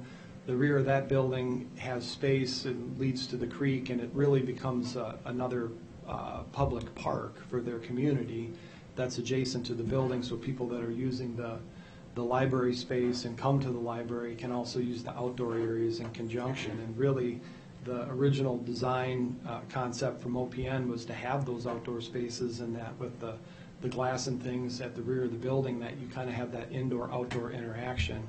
And because of the configuration of the current site, we don't have the ability to have those types of uses. And then another impact that has to do with the layout of the site and kind of filling it up with the things that I previously mentioned is that there isn't any leftover space for us to plan future expansion. So one of the original concept plans had, on one end of the building, had an expansion area that was dotted in that you could add on an addition to the building and create more floor space. And the way that the site is laid out now, there is an area for that type of expansion.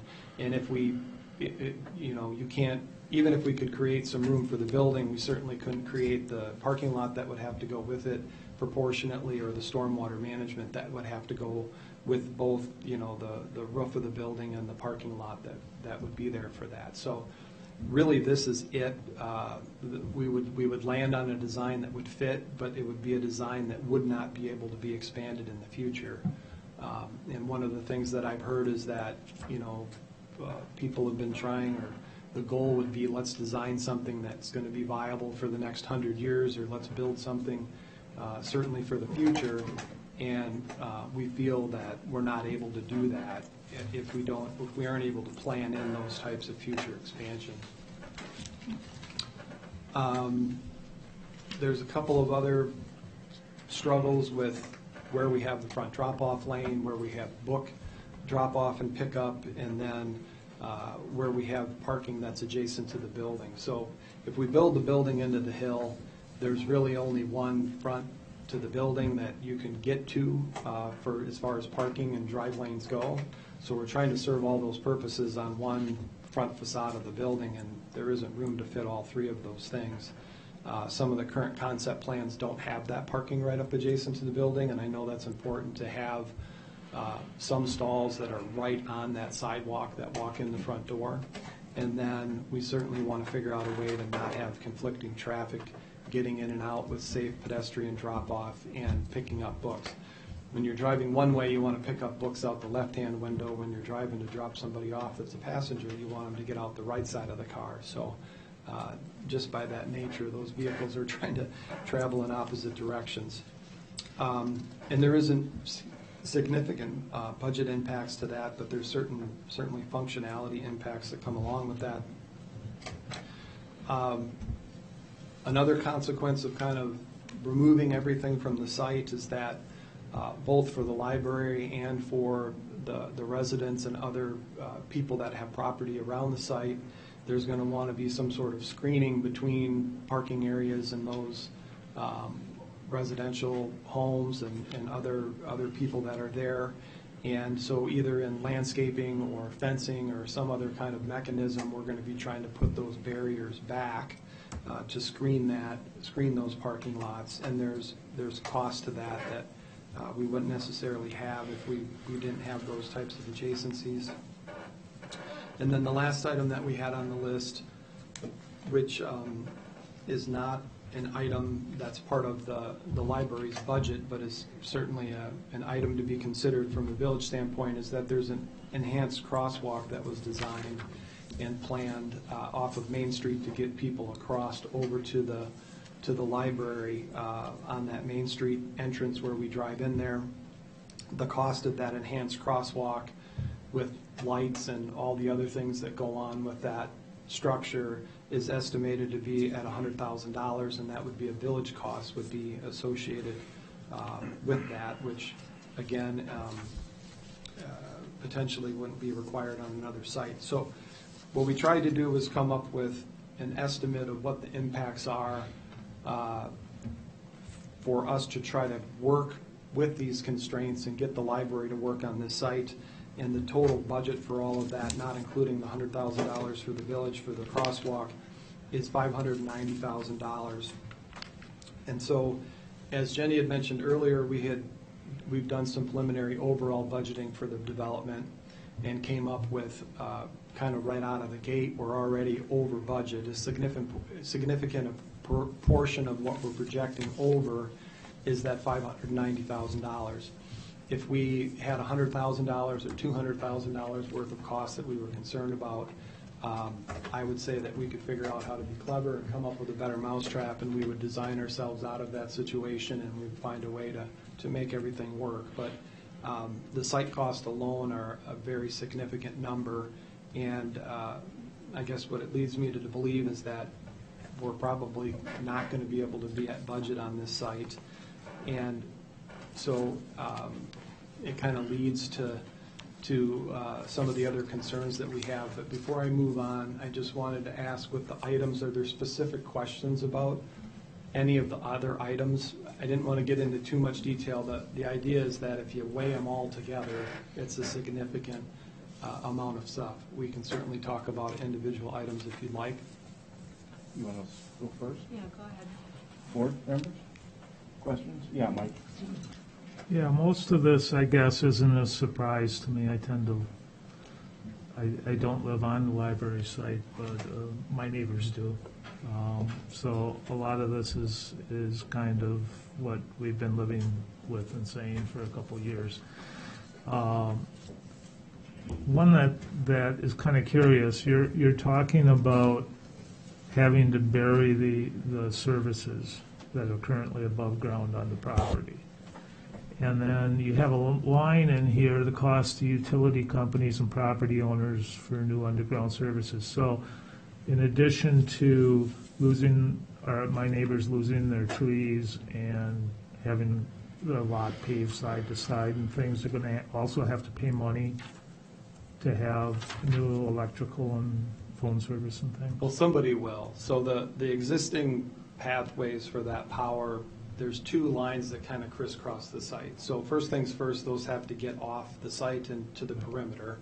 I'm assuming that the utility wants to put them underground, and then there will be costs for those underground services to most of the buildings that are currently served overhead. Somebody's going to have to pay for that. I'm budgeting dollars for that in this item, and whether the village pays for the property owners or the village pays the utility or somewhere in that equation. But potentially there's definitely going to be costs for those services. We'll have to figure out who's actually paying for it. Okay, thank you. All right, who else? Yeah, Jerry? Yeah, thanks for the presentation. Am I hearing, or are we all hearing that site is less than ideal?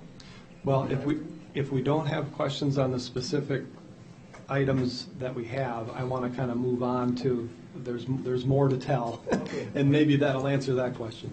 I'm happy with that. Moving on is always good. Oh, Carlene, yeah.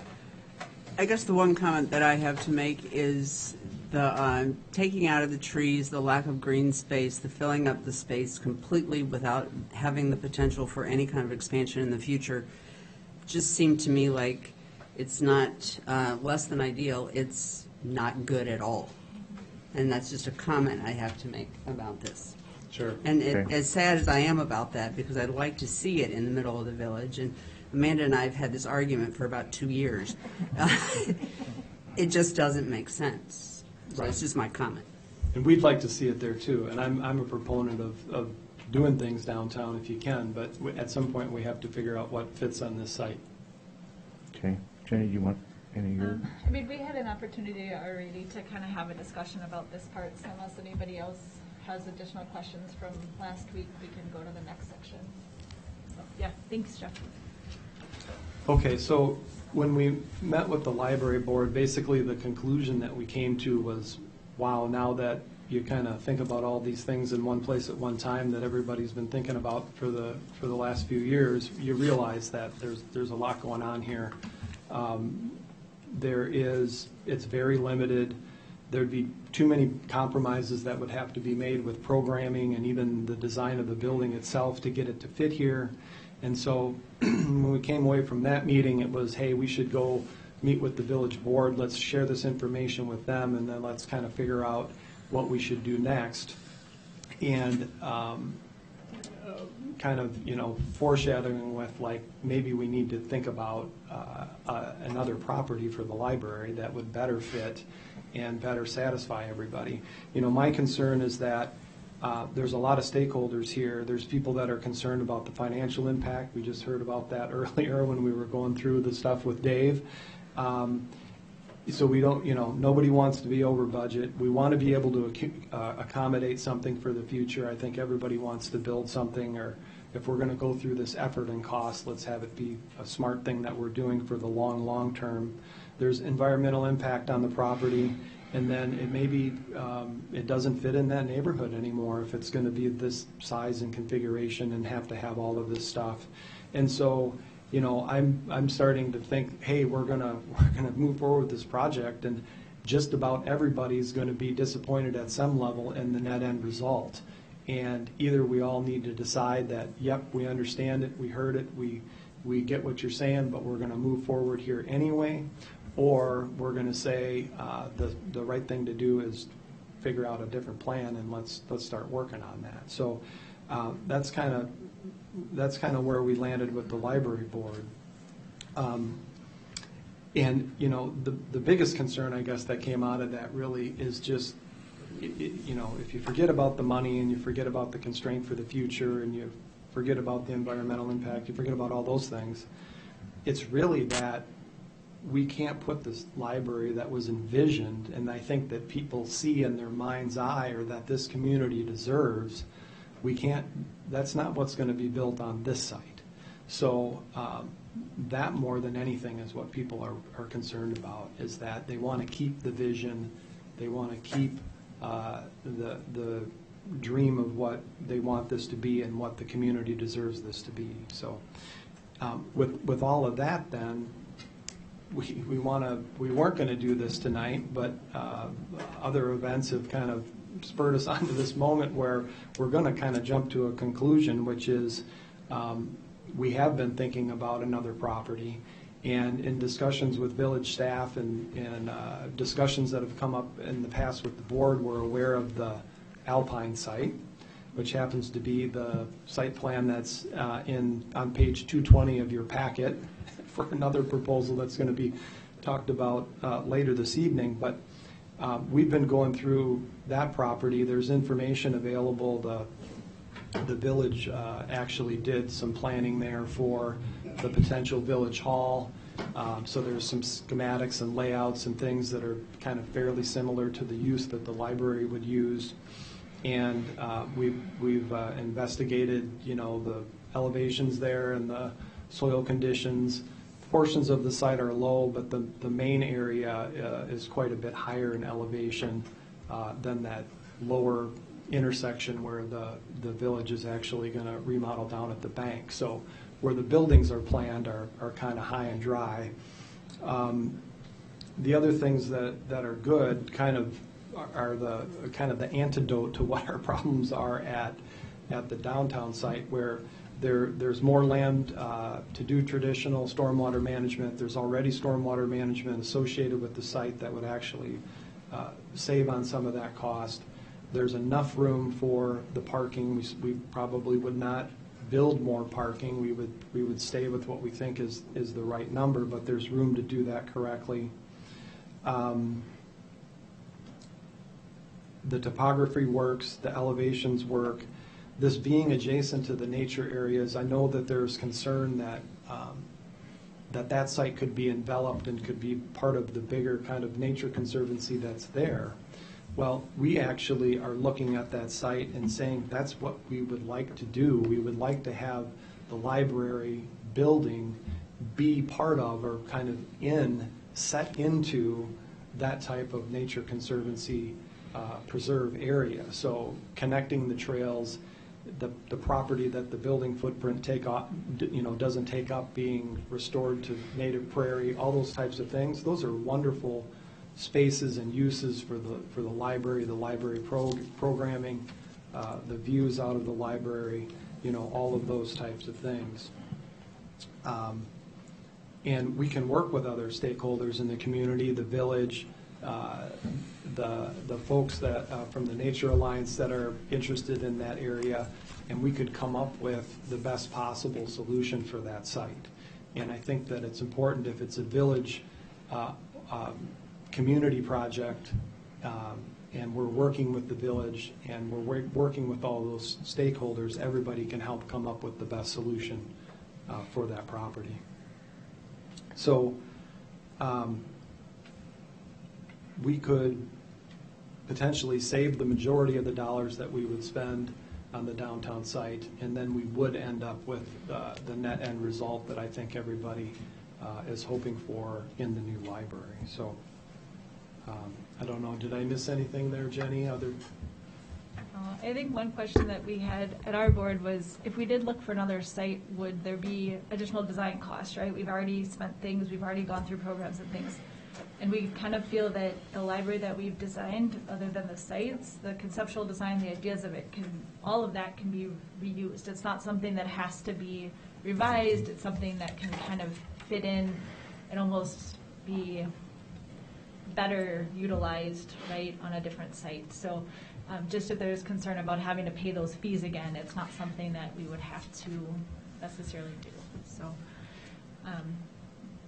it wasn't exactly how we were expecting to come and be like, hey, but it is something that we want to make sure that we're doing the right thing for the community, that we keep talking about building a 100-year library, right? We want to make sure that we've taken time, we've looked, and we're doing what's right for everyone, So Jenny, one comment I'll make is, given that all of us trustees got many, many emails about Alpine, and many of the comments wanted to keep it natural, I'm just going to say this. I don't know how folks would feel.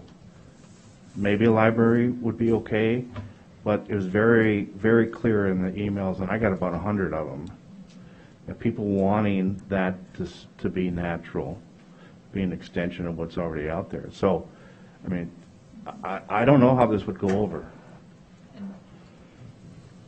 I think that it's worth the discussion, and that's all that we're asking for right now, is to be a part of the discussion. And if it is, hey, this needs to be nature forever, this is only going to be nature, that's a discussion that leads us to be able to say, well, maybe there's a different site, or maybe this $600,000 is what we're doing, and we're going ahead with the library, right?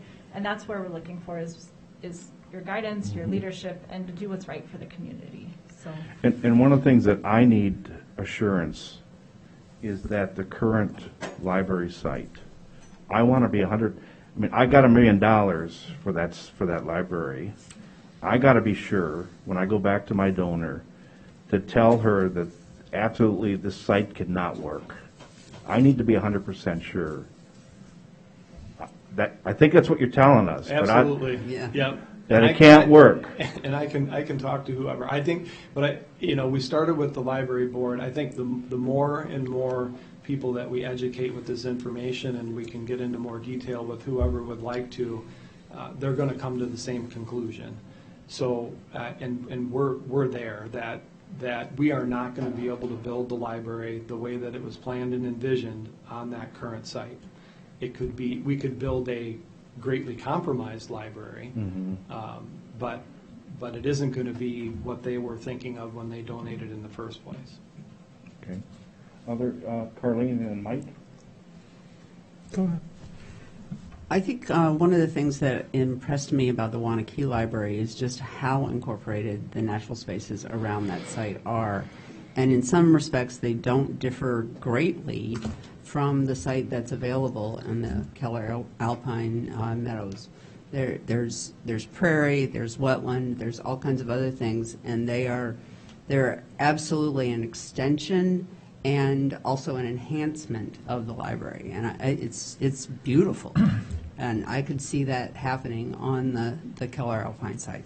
Yeah, and you know, these guys are talking about the building and the rest of the design that goes with it. So yes, we're putting a use onto the property that's not just nature, but the building that we're going to build is going to be very sustainable, could be close to net zero. We're going to figure out how to manage all of the things on the site like stormwater, and we can do that correctly on that site and have very little impact. And then you know that the village was involved in making that the best possible use of that site for the environment. So we're kind of excited about that. But I would invite anybody that wants to really think about this to go take a look at the downtown site and walk out there, and then go take a trip to Wanakee and see what's out their back door, because that's what would be able to be at the Alpine site. You're right. Mike? Yeah, I guess strongly kind of favor putting this on that cornfield that's out in that area. I think it's a good site. I think the library, for learning purposes and teaching the next generation about nature, would be well suited to be surrounded by nature.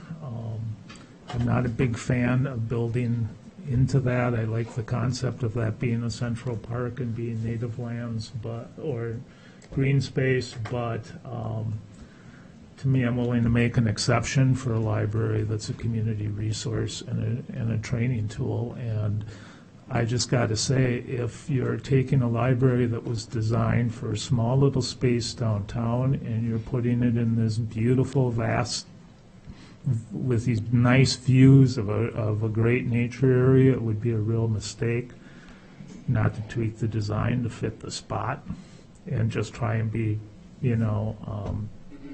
save a little on budget, because I think the ability to really open up the building and invite in the natural space into the building would be really lost taking the design that we have. I do think, too, if we do go down that route, there's going to have to be a lot of educating people about what this could be, the Nature Alliance, all those sorts of folks, to sort of get everybody sort of on board with this, all the stakeholders, so nobody feels left out. And that may be the way to do it. Amanda, do you have a comment? Yeah, I've got a few, actually. I like the idea of Alpine Keller. I know that some people don't like it. I think it ticks a lot of the boxes of what we heard from the community, because we did the listening sessions. People wanted the green space, and they wanted, the water issues, not to be impacting the neighbors, and there was a lot of things that people asked for in our library. The only box that it really doesn't tick is being downtown, being closer to the center of town. And one of the things, I don't know if your assessment took into account, like when talking about the parking, for example, 98 spaces still sounds like a lot, especially when you're talking about putting it in a beloved nature area. And one of the things the village is doing is trying to get the transportation committee going and looking for ways to find public transit to give people a non-parking option. Make sure that it's safe for kids and adults who don't drive to get out there, and connecting to the park, the people can walk and bike there. And I think once this all comes together, I see it as being in a very ideal site. One comment I heard from all those emails, lovely emails, by the way, I really enjoyed hearing how people used that area, but the path that goes around, they want it to be unbroken. And I think as long as we can find a way to reroute that around so that people don't have to drive across it at any point, that would be a big selling point. It should be unbroken. So that was another one. And I do agree with what Mike said about redesign. I would rather spend some money up, to make it blend a little better and fit, be more of a library, nature center or something like that. Some of the exterior materials I don't think would work as well in that location. We would have to do a little bit of redesigning, but that would be money well spent because we want the library, if it were to end up going there, to blend with the environment. We're talking about like a 2-story building, so it's not going to be super tall, but you want it to not be an eyesore and jut out awkwardly. It should blend. We might want to look at even more possibilities for sustainability, like a grass roof or permeable pavement. Now, those things cost money. So there is going to be cost. You're pointing out a $590,000 cost to the current location. There's still going to be a cost at the new location, and that brings me to my next point. I would really appreciate like what you did assessing this property, doing something as in depth for that property before we agree to proceed.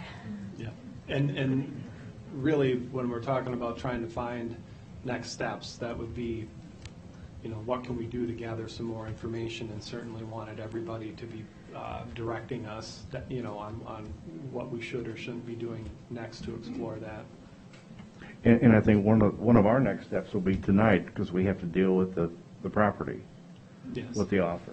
So that'll be the first thing. Yeah, and I just wanted to mention, obviously, this is we're kind of springing the idea on you guys. We've been talking about it for some time, but because of other agenda items, we kind of wanted to just get the foot in the door. So we're not looking for any action.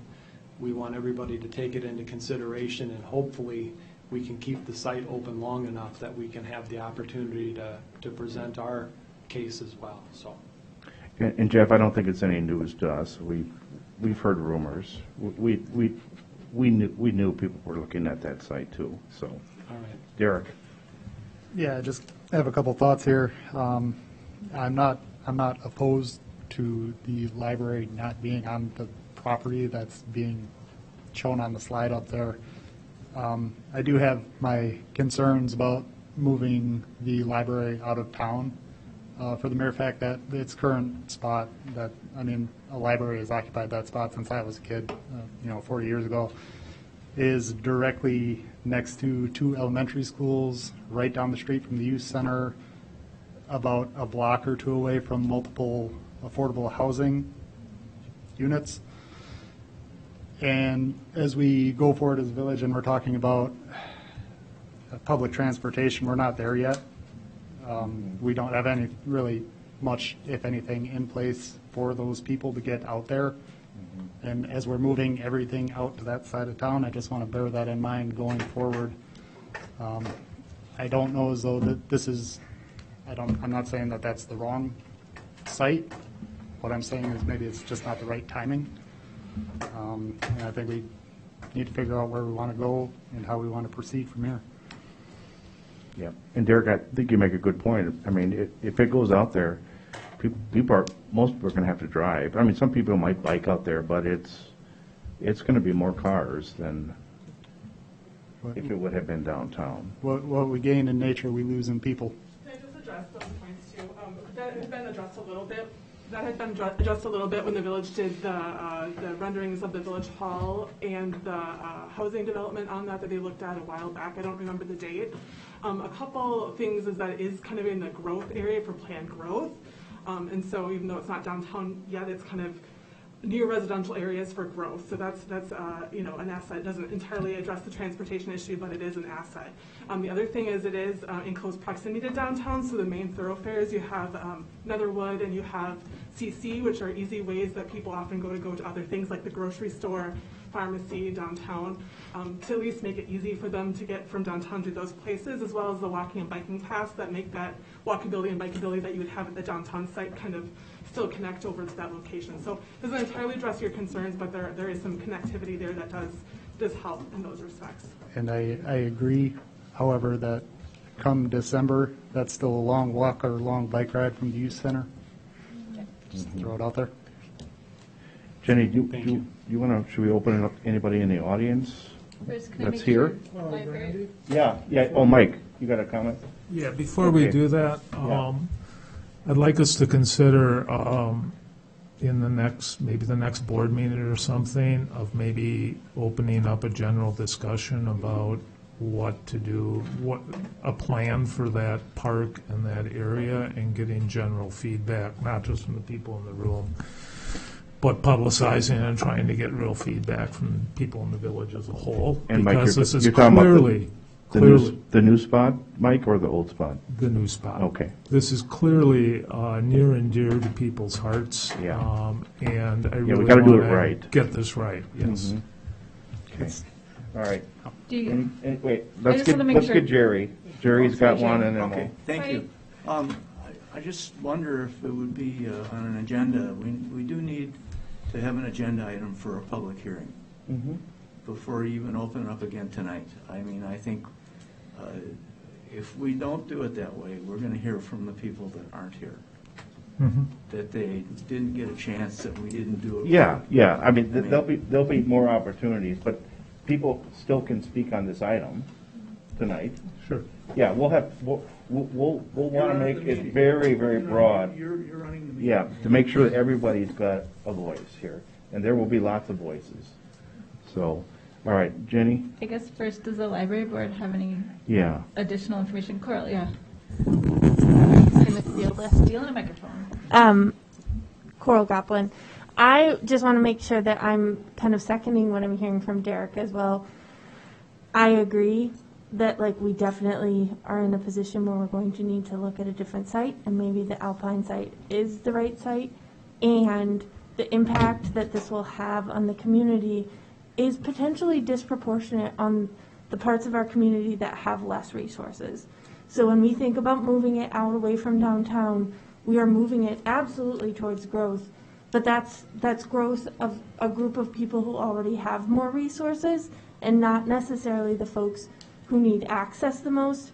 And one of the reasons many of us are on the library board is because we care very much about equity and making sure that these resources are available to all. So again, that does not necessarily say that that is the wrong site. It is just a consideration that we have to make sure we're taking into account. Mm-hmm. Thank you. Thanks, Coral. Randy? Yeah, Mike? Jeff, a quick question. Does the village have other properties available? I'm afraid to say. Oh. The properties that we own, we purchased the lot right next to what would be the new village hall. That is a parcel that we purchased with the new village hall. We have all of what is called West Side Park, which is what people are referring to along Alpine Parkway between Netherwood and Jefferson Street there. We have the current library site.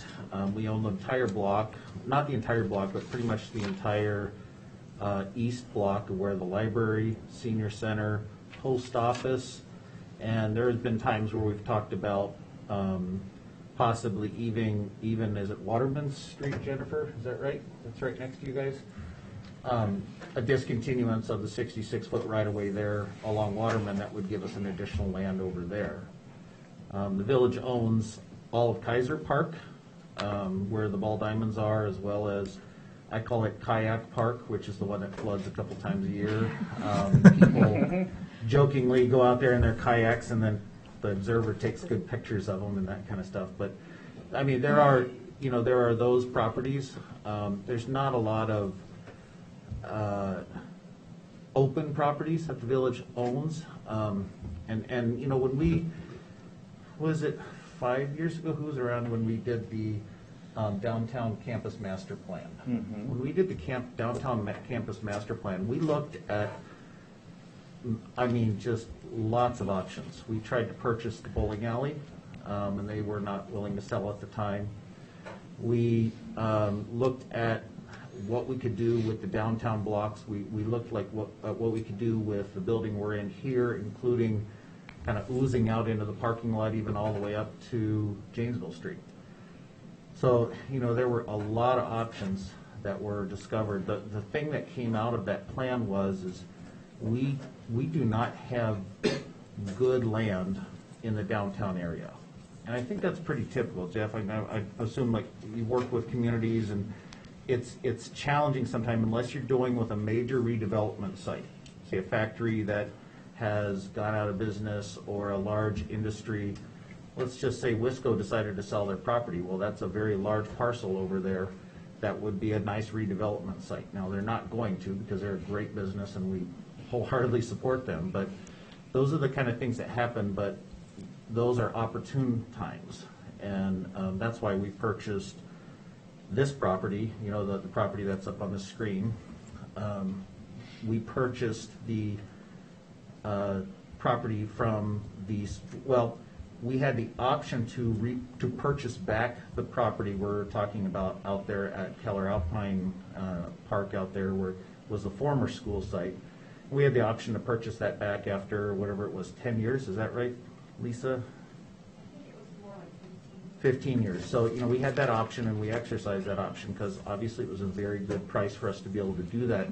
And we knew how limited we were on good developable land in the village for infrastructure.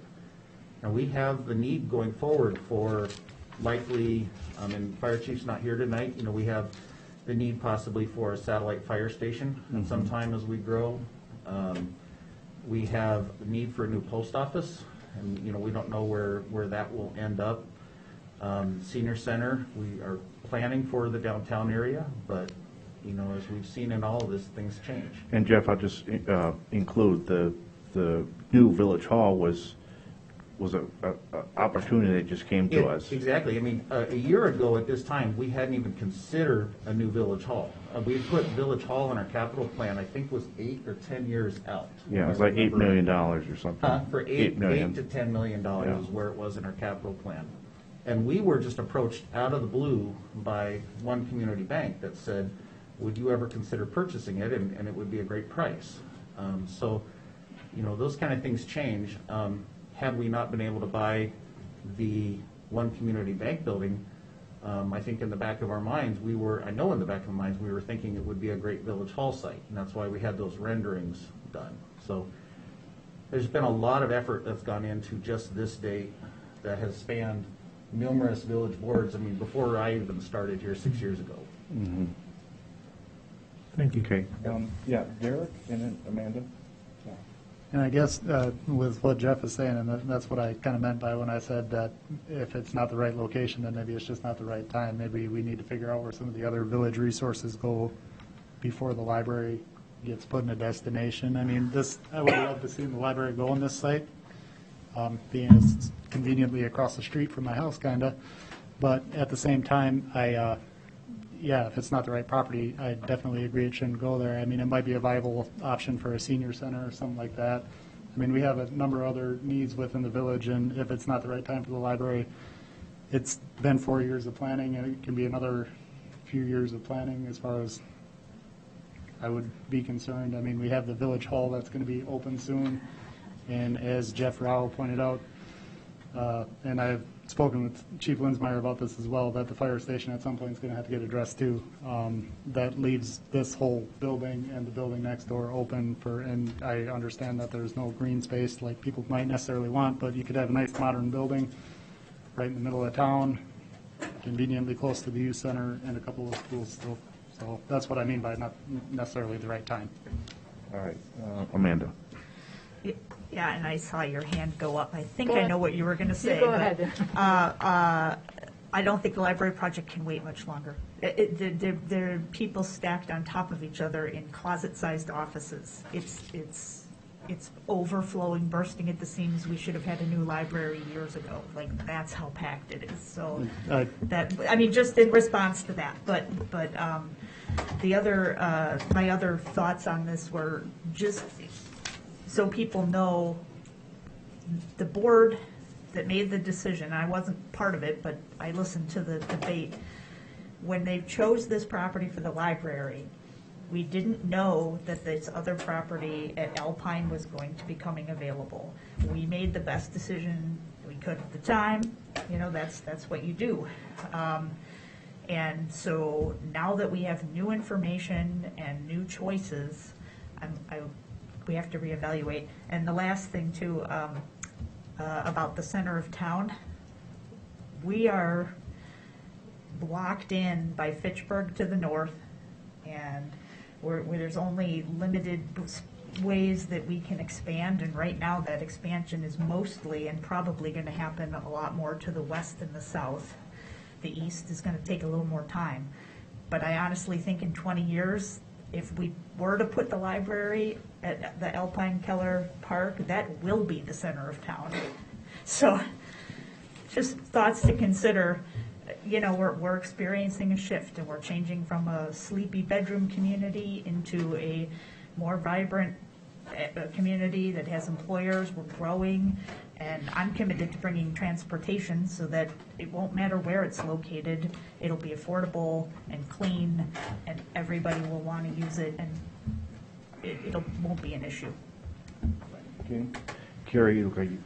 Well, just to emphasize what Amanda said, it's not just that the library has been too small since it was built, and that we've been trying to get a library built since I think at least 2010.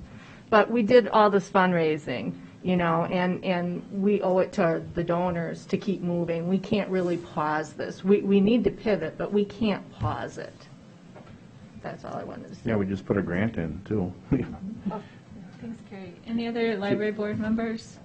Derek's got one other thing, and then can we go to the folks in the audience? Yeah. Yeah, I agree we can't pause it, but we can't necessarily rush it either. Right. That's about the last thing I want to do is end up rushing it and end up with another library that's too small and in the wrong location. So that's just why I'm saying, and while I agree with Amanda that eventually that may very well be the center of town, and yes, and I agree, I'm wholeheartedly for public transport in the community as well, but we're not there yet. So I would like to not short the current community members for the potential community members 15 years from now. Okay. Jenny, I think do you have anybody? Good. You good? Okay. All right. Anything? So Did we want to have public comment, or? Yeah. Is there folks that would like, in the public, would like to? Okay. Can we get them? So Jenny, do you have anything else from these guys? We'll have to talk about next steps after these guys finish. We'll want to talk about next steps, but it's, you know, we appreciate you listening and being willing to hear what we have to say and being willing to have a conversation. That's what we wanted to do, so thank you.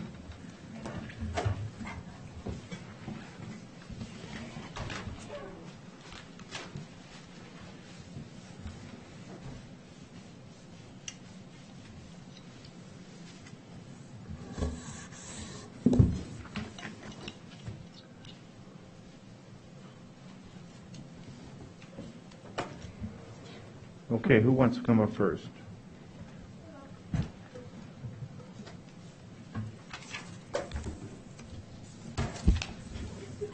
I put together some survey results that we took that I can hand out. Okay. Do you mind passing them around? No problem. Thank you. And then you want to tell us your name and your address, please.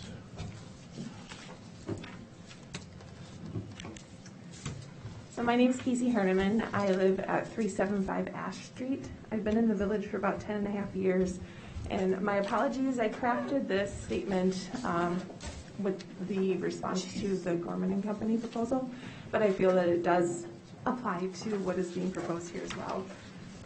When it came to light that the village board was moving forward with their discussions surrounding the development of Keller Alpine Meadows and Westside Park, I, along with the rest of the Oregon Nature Alliance, felt the responsibility to advocate for the unique natural spaces and the wildlife that inhabit that park area, help the community understand the downstream impacts that this development would have on the residents of this village, and encourage people to reach out to the board members to share their views on this topic. As I said, this was more aimed at Gorman, but unfortunately, with the planning position that the library board is in as well, I feel like a building is a building, and this applies to building anything on that site. Let's see. There have been thousands of views on the posts that have been shared on Facebook for the past couple of days. Of those people, over 400 completed a survey aimed at understanding the support within the village community to keep this space natural. And just in the time that we've been here, we had 11 more people respond to that survey. The survey also gathered information on the ways people use the park and the frequency in which they do so. These are the people who I represent tonight. That is a fair number of people. Granted, it only represents a small sample of those in our village that are on this one social media platform. Imagine the valuable feedback that would be provided if public opinion of the current village electorate was sought. As you can see from the infographic that I shared, the majority of the park usage surrounds passive recreation. The majority of people who use this space use it for walking, enjoying nature, biking, running, fishing, photography. People have also noted that they use the park for family time and meditation. 75% of the people use the park daily or multiple times every week. And 99% of those respondents would like to see that path be maintained as a continuous loop, unbroken by roads, driveways, and parking lots, as Amanda had mentioned. The use of this space will almost certainly be impacted by increased water runoff and flooding of the path if development proceeds as proposed. The comments on the sheet before you are also from the survey results and overwhelmingly state to leave the park undeveloped or enhance it as a nature preserve.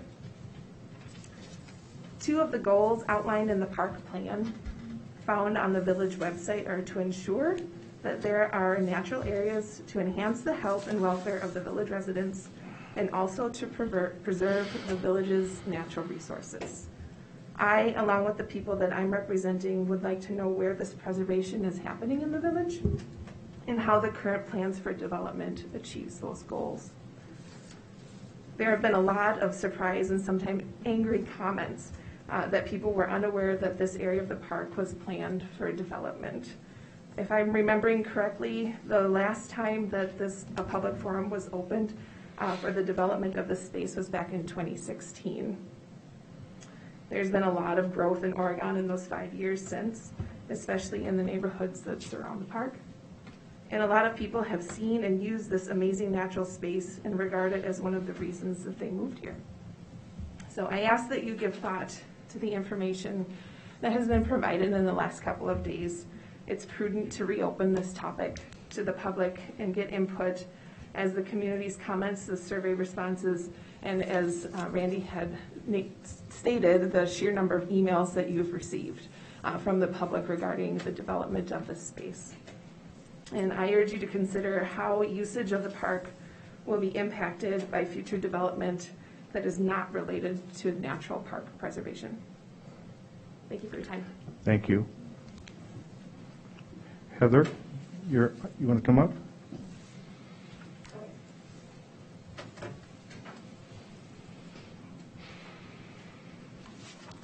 I also have a couple of sheets to hand out.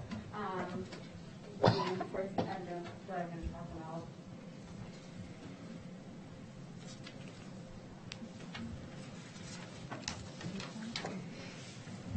My name is Heather Young, and I live at 448 Butternut Drive here in the Village of Oregon.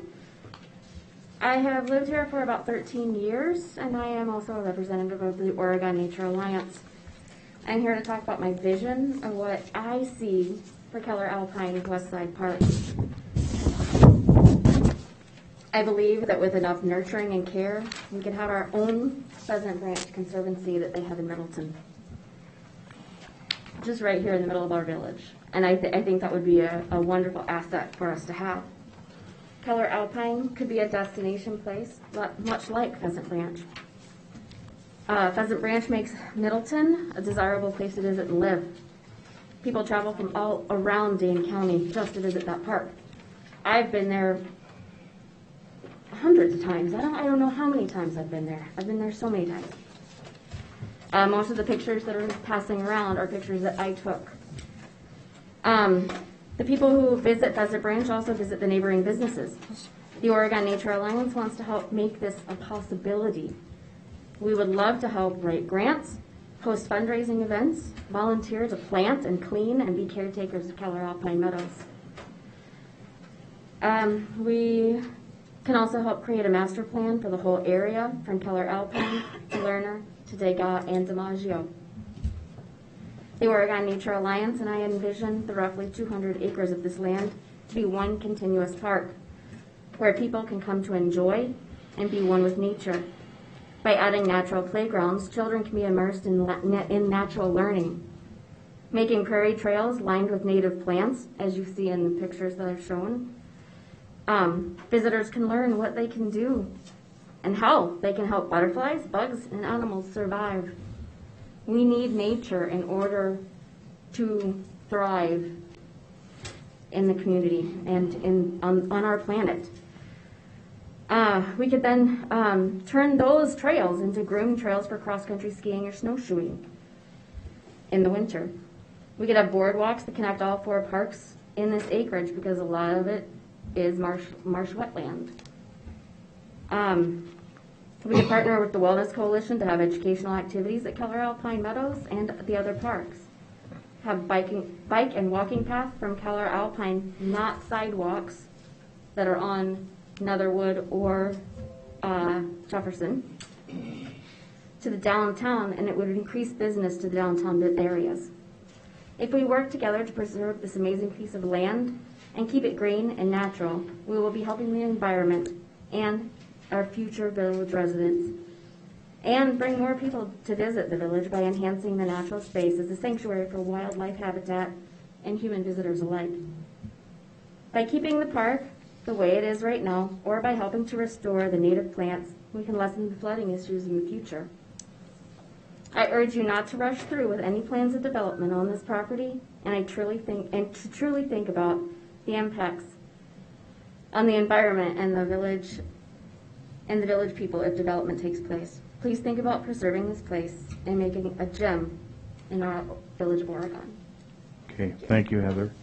So we're looking for comments related to the library. I know that these things are mixing, but we're going to get to the Alpine in a little bit. But anybody else specifically on the library, what we discussed?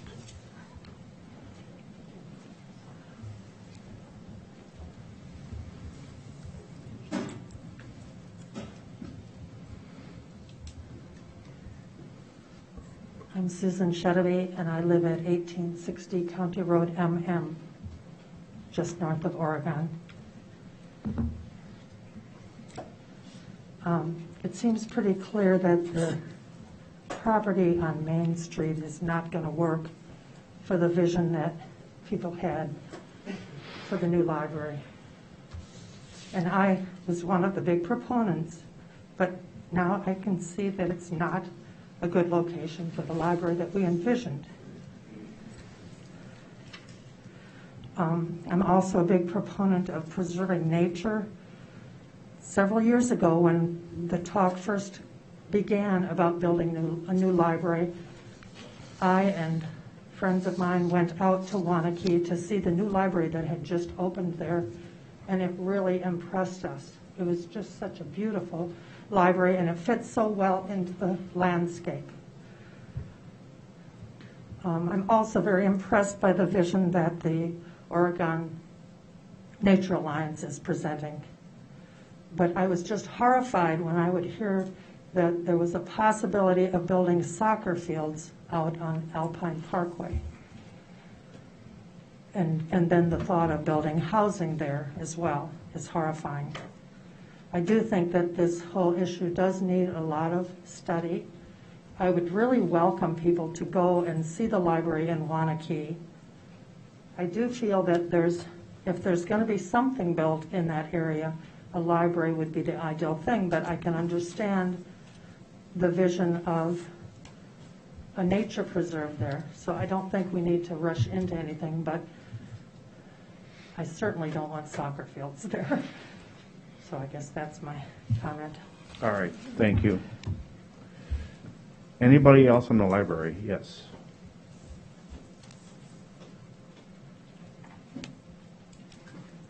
Hi, my name is Jessie Cook. I live at 388 Liberty Park Drive, semi-adjacent to the property we're talking about here.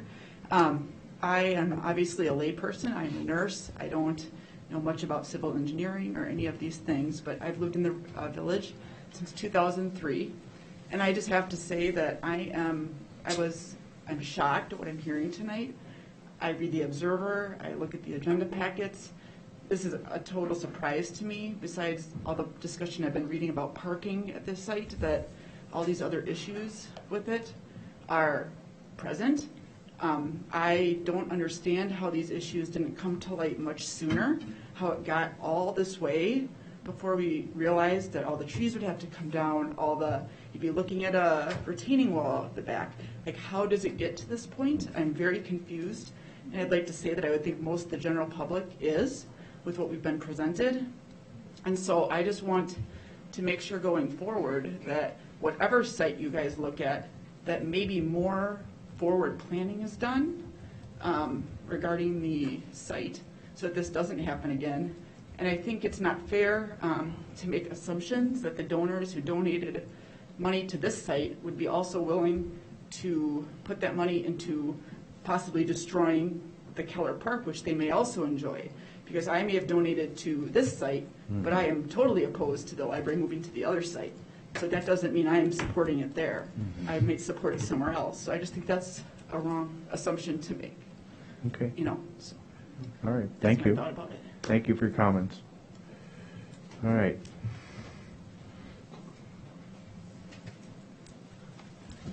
Hi, my name is Christine Fisher. I live at 151 Kierstead Lane here in Oregon. I've been here about 13 years.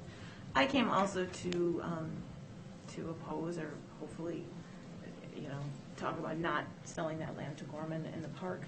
It's interesting to me hearing about the library and all these issues.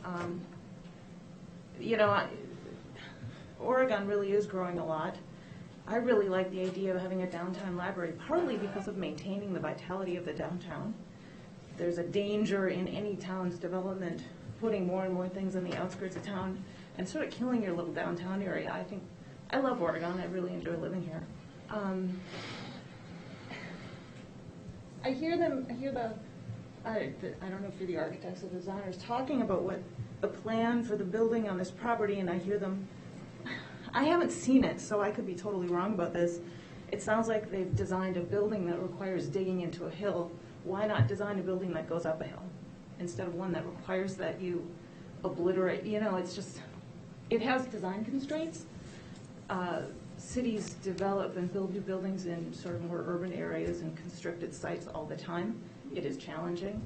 I don't know. That's my piece. Okay. Don't put anything in the park. All right. Thank you for your comments. All right. Steve?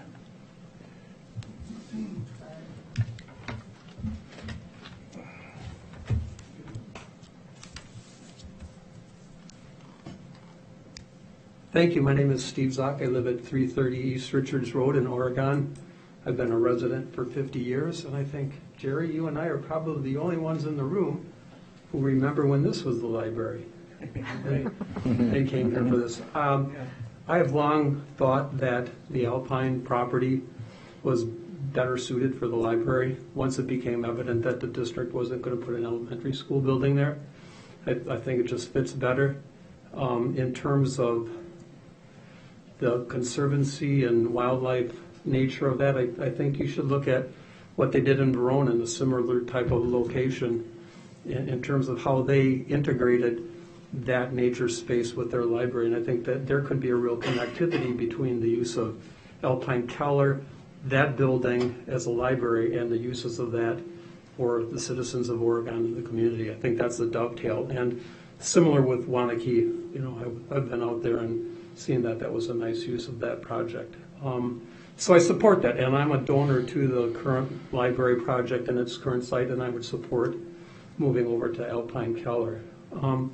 Two other points. My aunt was on the village board a long time ago and was a real proponent of the library and was one of the key components to building of the current library. She was also on the village board back 50 years ago when J.C. Park was a farm field. And Jerry and I remember when we were in high school, that was a farm field, and it was open for development at that point in time, and the village and the J.C.'s had the foresight to look at that property and vision 50 years out in terms of what that could be. And you can imagine what would have happened had the village board at that time said, we're going to let that be developed as housing. The loss that we would have in this community. 20 years ago, the same decision was made with respect to Alpine Keller. I was on the school board at that time when there was an option. The village had the option about whether to purchase that property. If we did purchase that property, the Ladopolis company would have put housing on there. And so that was at the point in time when the village and the school district got together and said the vision of this is to combine that with Lerner and make that a large central park with a possibility for a school there if we wanted that, okay? I remember, Jerry, you and I talking with Jerry Lukey, who was the village president at that time, and he said, you guys, they're not going to remember 50 years from now whether or not you kept taxes low or solved the wastewater water rate issue. They're not going to remember that. They're going to remember that you bought that piece of property and turned it into treasure that you're never going to be able to forget. I mean, that's going to be, it's a large central park. And so I commend you for taking a pause, taking a look out in terms of what the best use of that park will be. My wife and I don't think it's compatible with housing.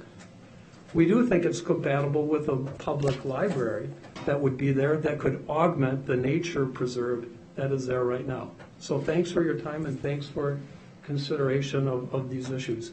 Okay, Steve, thank you. All right. Teresa. Hi, again, I was going to talk at the Gorman time, but I think, given the information about the library, it makes sense to do it right now. So my name is Teresa Nelson. I live at 245 Drumlin Circle in Oregon, and I am here representing our 50-plus members of the Oregon Nature Alliance. And I'd like to share with you the benefits that would be available to the village if we protected and restored the land on the west side of Keller Alpine Meadows Park. One of those benefits is reduced flooding risk. Converting the current land to deep-rooted native vegetation would soak up more water than the current use, while conversely adding buildings, parking lots, or even sports fields would increase the amount of water leaving the site and flowing through the wetlands and ultimately adding to the flooding problems along Jefferson Street and downtown. Another benefit is improved water quality. Native vegetation filters pollutants from runoff, while development increases pollutants. We should be working to improve the water quality of the wetlands and downstream to Badfish Creek, a creek that is highly used by a lot of residents for canoeing and kayaking. As we think about the future, we're going to need the benefit of carbon storage to mitigate the impacts of climate change. Grasslands and prairie are some of the greatest and most efficient sinks of atmospheric carbon. Native flowers and grasses have deep root systems, often going 15 feet or more below ground. The amount of carbon that could be stored in the deep roots of the prairie vegetation in this area would likely outweigh any other single mitigation activity the village could do at a single site. Another benefit of protection and restoration is money savings. Any development in this area is going to cost the village money in the long run. Whether it's paying to solve flooding problems from increased runoff or weekly mowing of sports fields, the village will pay. Whereas restoring the area to native prairie vegetation would require less and less maintenance as the years go by, while it would still continue to provide all of those aforementioned benefits and more. Wildlife habitat is another very important benefit this area would provide. Wetlands and their connected upland prairie ecosystems are one of the most threatened ecosystems in the world. People talk about saving the rainforest, but have no idea that the ecosystems we have destroyed in our own backyards are just as precious and more endangered. Restoring this area would increase the habitat for birds, frogs, turtles, and many other threatened and endangered species. And finally, this is an incredible opportunity for the board to show that they're listening to the wants and needs of the village residents who want recreational opportunities that do not fall within the box of organized sports. As Casey has shown, so many people enjoy this area and want to see it kept natural. They come to the park because it's safe, it's beautiful, it's a peaceful place where they can enjoy nature. Any development in this area would vastly reduce the value to many village residents. This could really be an incredible sanctuary for people and wildlife. So please take the time to listen to the community before making any final decisions on this and the adjacent village-owned properties. Thank you. Thank you, Teresa. All right, so I guess, Jenny, what's our next steps? Or Martin, do you something chime in? Where do we want to go from here? I mean, I guess you guys still have your discussion later for Yep. the property. So I think that maybe we would schedule public hearings, some listening sessions to understand, the input from the community and kind of where our next steps would be, and then come back and have another joint meeting to talk about maybe what we want to do for the future. Okay. Jenny, were you thinking, I think it would be really beneficial for the public to know what the current site, the challenges are. Yep. So people understand that. Yeah, and we'll Yeah. definitely, we can have some listening sessions, we can have explaining sessions, and we would like a chance to talk about how we got to where we are now, to address some of the questions of Yeah. how did you not know, right? There were steps and there were things that happened, and so we want to make sure that we're addressing those concerns from the public and knowing that we're not, whatever steps we take in the future will be able to be based on knowledge and information and general understanding. So Mhm. I think that we'll talk with Jennifer and some of the library board and some of the staff and figure out what those are on our side, and then we'll continue to work with you guys to figure out what that site might be. Yeah. I think we all want to do this right, and want to make sure that the residents, everybody's included who wants to be included. And I'll just, I mentioned my donor. I had a conversation, and basically what they said, they like the downtown, but if it's not right, it's not right. I think that's the thinking. This is going to be for 100 years. We have to do it at the right place. So, okay? So I think with that, I need a motion from my library board to adjourn. So moved. Sounds like I have a motion from Kyle and a second from Carrie. Sure. All in favor, say aye. Aye. Aye. Opposed? I'm sure you want to sit here longer, so thank you Yeah. guys, and thank you again for the opportunity to You have bet. a discussion. Yeah, thank you. Martin, should we take a break, folks? We're approaching 3 hours. You want to take a 10-minute break? Just a 5 5-minute minutes, break. maybe? 5-minute break. 5 Okay, minutes. 5 minutes. Yeah, thanks.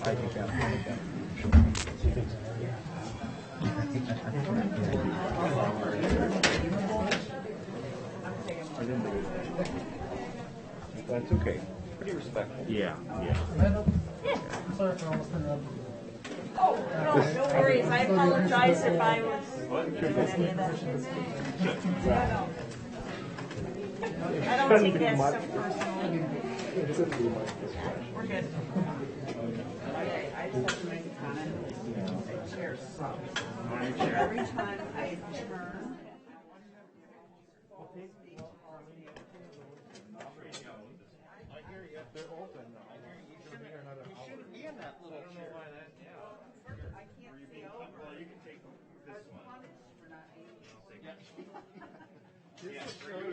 Going in trouble or something? Take a few weeks away and look what happens. Oh! I did not knock the button. Yeah, it's, We moved that one over here. Jeff, do you want to tell the department heads it's side to side? Want to tell what? Oh. Candy, let's make it fast now, huh? Do you have enough over there then? They're fine, Charlene. We're good.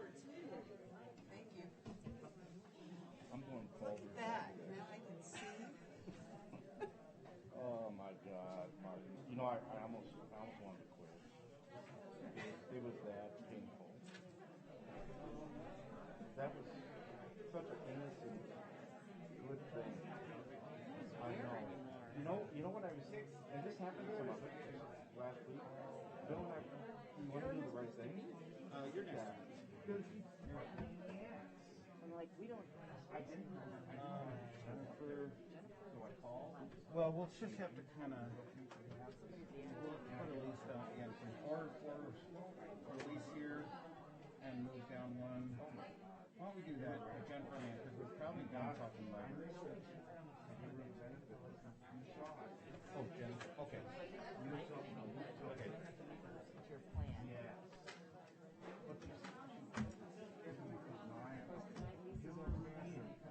Oh, yeah. Oh, she moved. Mr. Rao, they put me next to Miss Nice and Nice last time, and I expect you to be nice to Carol. I'm nice, aren't I? What's this about all these cars getting stolen? Oh, yeah, no shit. So Facebook. We're deal happened today, so. Yeah. And even if I want State Farm. Really? Yeah, you know, I'm actually originally. I don't know. We got something like that. Do you like that? All right, let's get this finished up. We'll close that.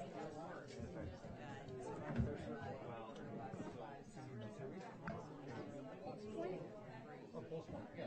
What's a better one? I use Postpoint, but Postpoint doesn't skew me as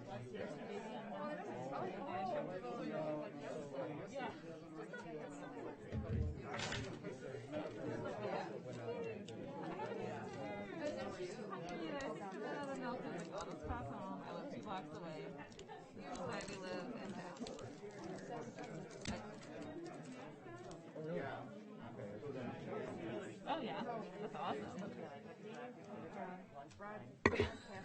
I'm never gonna be done feeding this baby. Oh my gosh. Yeah. It's your fault because you were asking somebody down. Oh, that was that. I know, I'm so curious. It's good discussion. Journey's gonna look like. All right.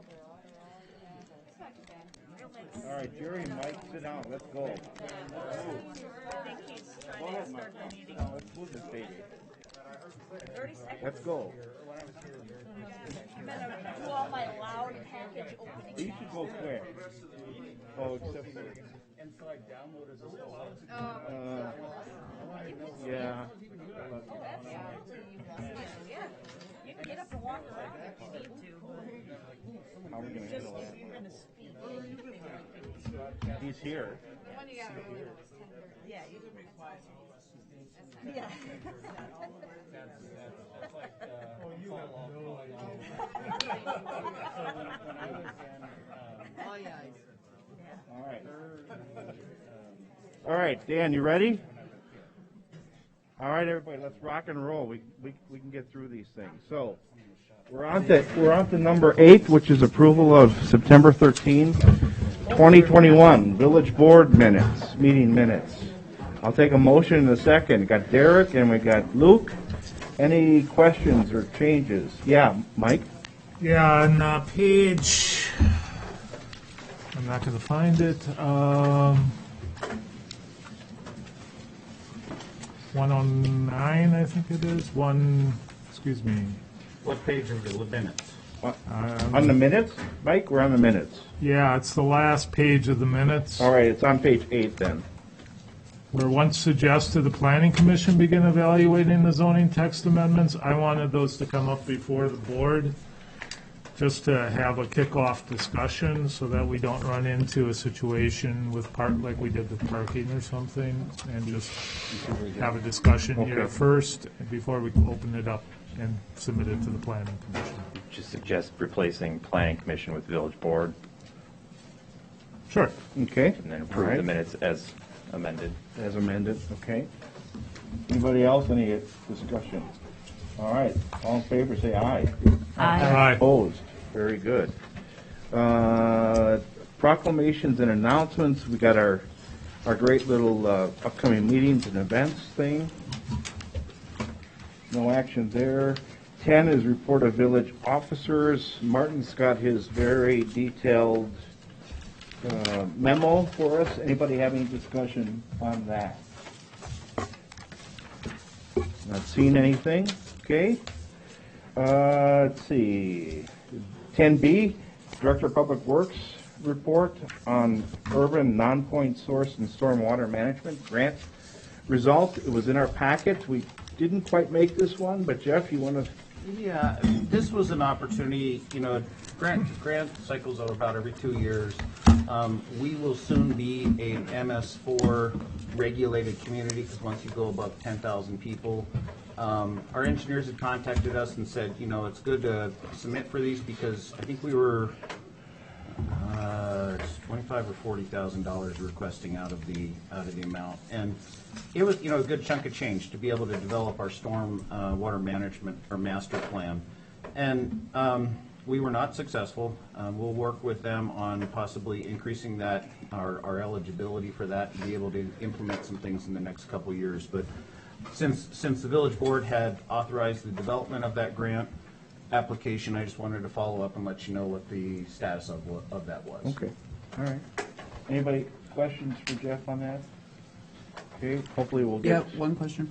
Yeah. Did they give you a feedback report on what was deficient in the grant proposal so you can, Well, it's a score. We look at the scoring. I can't remember off the top of my head exactly what it was. There are certain things that we can implement, some certain programs that do give us a lot more basis points, which we will end up developing those. We've not been required to have a master stormwater management plan for the village because of our size. Now that we will be required to, those kind of things will fall in place and will definitely increase our score. Great, thank you. Okay, anybody else? All right. Moving on, 10C, Director of Planning and Zoning report. Looks like Martin has rubbed off on Elise. She's got kind of a memo just like Martin's. Any questions for Elise on her report? Seen anything? Okay. Let's go to 10D, report on building permits, connection fees, impact fees. As of August 31st, that was in your packet as well. Anybody have any questions on any of that data? Not seen any? Okay. 10E, Village Department Head Staff or Consult comments. Anybody have anything they want to? Not seeing any hands go up. Okay. 10F is Village Board comments, and Derek has got something. Just wanted to say thank you to everyone that took the time to read the agenda, the packet, and the community input this week has been amazing. I would appreciate stuff like that every week. Thank you all for coming, especially for those of you that put together the additional materials. Found it very helpful. I think I had 100 emails over the weekend. So, all right. Anybody else? Okay. And Amanda, you're working on some stuff for us soon for transportation, right? Yes. Yeah. But yep, I'm putting that together. You had another comment. Yeah. So I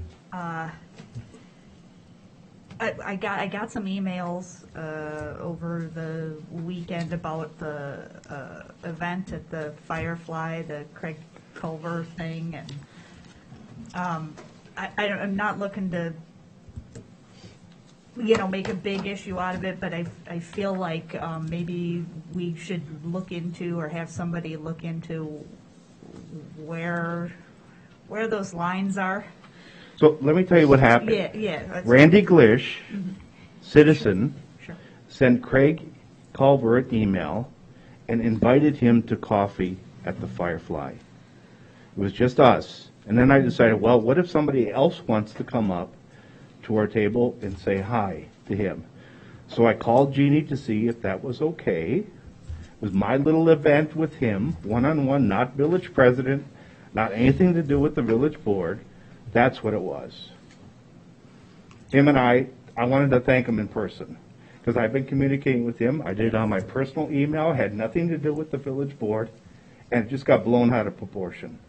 Well, I think the public was confused because the invitation and about the event was on your Facebook village president page. Yeah, my own personal page, yep. No, it said Randy Glish, village president, so I think it gave an impression to people that it was a more formal event. And I did try to clarify it when I saw the comments. That was just me trying to do a good thing. Sure, wanting to- no one's questioning your intent at all. Well, that's You know, not how it came across to me. Oh, sure. I mean, I was just trying to do a good thing and be inclusive. If somebody wanted to come up to the table and say hi, that would be fine, be nice. Sure. So that's kind of what that's about. Yep. No ill intent. Oh, certainly meant not. to No. me. Yeah. So that's kind of what that was about. Yeah, I think because of the nature, people felt like some lines were blurred between, personal emails and village emails and how that all fits together. So I don't know, maybe it's just an ethics. There primer was no we need or village something. emails at all. I did it personally. Randy Glish to Craig Culver. Not president of the village to Craig Culver. I got a village email Oh, from you. that I had to respond to. the Okay. email. So Yeah. this item's not on the agenda for discussion, so. Oh, good point. Is good point. there, I is there just- something we want to put on a future agenda? We can certainly do that. Well, yeah, we'll let Carla. I think that there's just, I'm interpreting what you're saying, Amanda. I think this is an optics thing. And so people don't know something came from your personal email because it was. And so I do think that maybe there needs to be a formal discussion about where the line between optics and ethics and intention and all that is, so that everything is above board and we don't have these kinds of discussions and nobody feels uncomfortable. So I don't know what that discussion will be called, but that's what I'm hearing. Okay. Matt?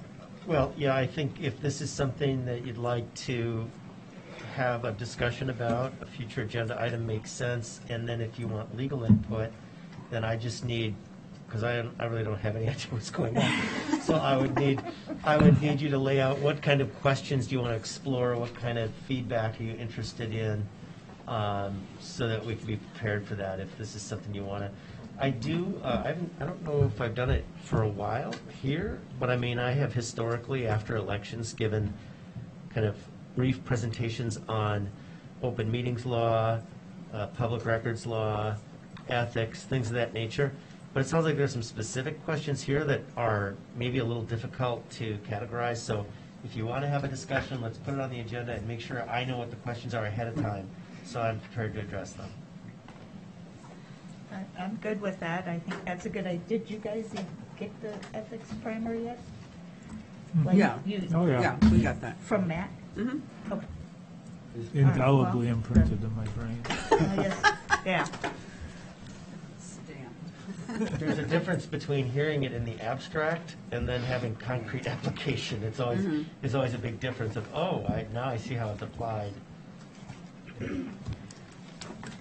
Right, so there, I guess what I'm saying is I have some specific questions about things, so how would we address that? I don't want to suck up a lot of time in the meeting here, but like, I mean, Is are that- people saying, like, are you saying that I can't do that?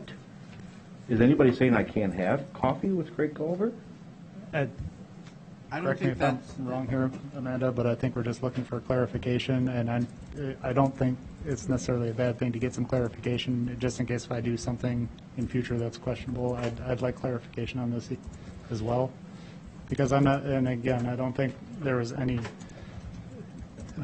ill intent on No, this, of but course not. exactly, so I think it would just be nice for clarification just for going forward. Okay. Because we all do personal things outside of the board, and it would be nice just to know where those lines are, just get a little bit more clarification where those lines are, so they don't get blurred. So why don't the board members send me their questions, and I will work with Matt, and we'll do a presentation at a future board meeting. okay, that sounds good. All right, let's go to 11 then. Communication miscellaneous business. 11A is approval of vouchers. If we can have a motion in a second, we can get it on the table and then we can take some moved. comments. All right, Mike? Second. All right, Derek? All right, questions for Lisa? She's here. Just one that it might be for Chief. I'm assuming it's a scheduling, electronic scheduling system, but PD schedule anywhere. I hadn't seen it before, and it may have just been an oversight of mine. I was just wondering if that's what it was. Yes, great question. So it's an annual fee that we pay. It's a program that we use for scheduling. It works quite well. All right, thank you. Anybody else? Okay. Oh, Derek? Yeah. No, that's it. Okay. All right, so we got a motion and a second. And actually, Candy, let's do a voice vote on that one. Yes? Yes. Yes. Yes. Yes. Yes. Oh, so I did it twice. All right. Yes. Okay. Not me. Thank you. There we go. Yes. All right, 11B, claim for tree removal costs near 933 Timber Ridge Drive. Jeff provided a memo for us. I think we all read it. Jeff, do you want to Well, I wanna want say to anything? start by an apology to the Baders. They're here. I told them, yes, we'll put it up near the front of the meeting. Oh, we could have, yeah. So, the Bader's been exceptionally nice to work with. I think that my memo speaks a lot about it. This happened, I believe, 2 weeks after you moved into the home and into the community. So I think you've been a kind of a baptism by fire in, between the tree and a good public meeting tonight. So I did talk to Gretchen last week. They were open to to an offer of $1,200, which I would support. A reimbursement from the village to them. So they're okay with that, Jeff, you're saying? Yes. Okay. Getting a head nod, yes. Okay. All right. Anybody want to make a motion second, Amanda? For $1,200 Yeah. reimbursement? Okay, can we get a second? from Second somebody? here. Besham. All right, thank you, Carleen. All right, any other questions? All in favor, say aye. Aye. Cool. Awesome. Okay, I will process it for you guys, and thank you so much for your patience tonight. For working with us. Okay, we're on to 11C, agreement to undertake development and plat the first addition to Autumn Ridge. Staff recommends motion to approve, and just to kind of recollect, Aaron Zitzelberger was the one who spoke earlier tonight about there's a park that's a piece of this, if you remember him talking. Who wants to, where's Elise here? She had to leave. Okay. Martin, I can handle it. She's right there. She's back. All right, who wants to take? Probably knows more. Yeah. Lisa, well, and I think I was the last one that touched this, so I'll talk a little bit about this. We had I think a developer's agreement come before, it was about a month ago, I believe, and since then, the developer had come back and said, well, I kind of want to make first of all, we made some changes that day to be able to incorporate phasing, which made sense with how they were doing things in the first go-around. Then the phasing kind of shifted to show a little different plan I'll just go into, it's much easier to talk about when we have a map in front of us. I think there's a map exhibit in here. Mm-hmm. There is. Okay, that's all, these legal documents. Matt,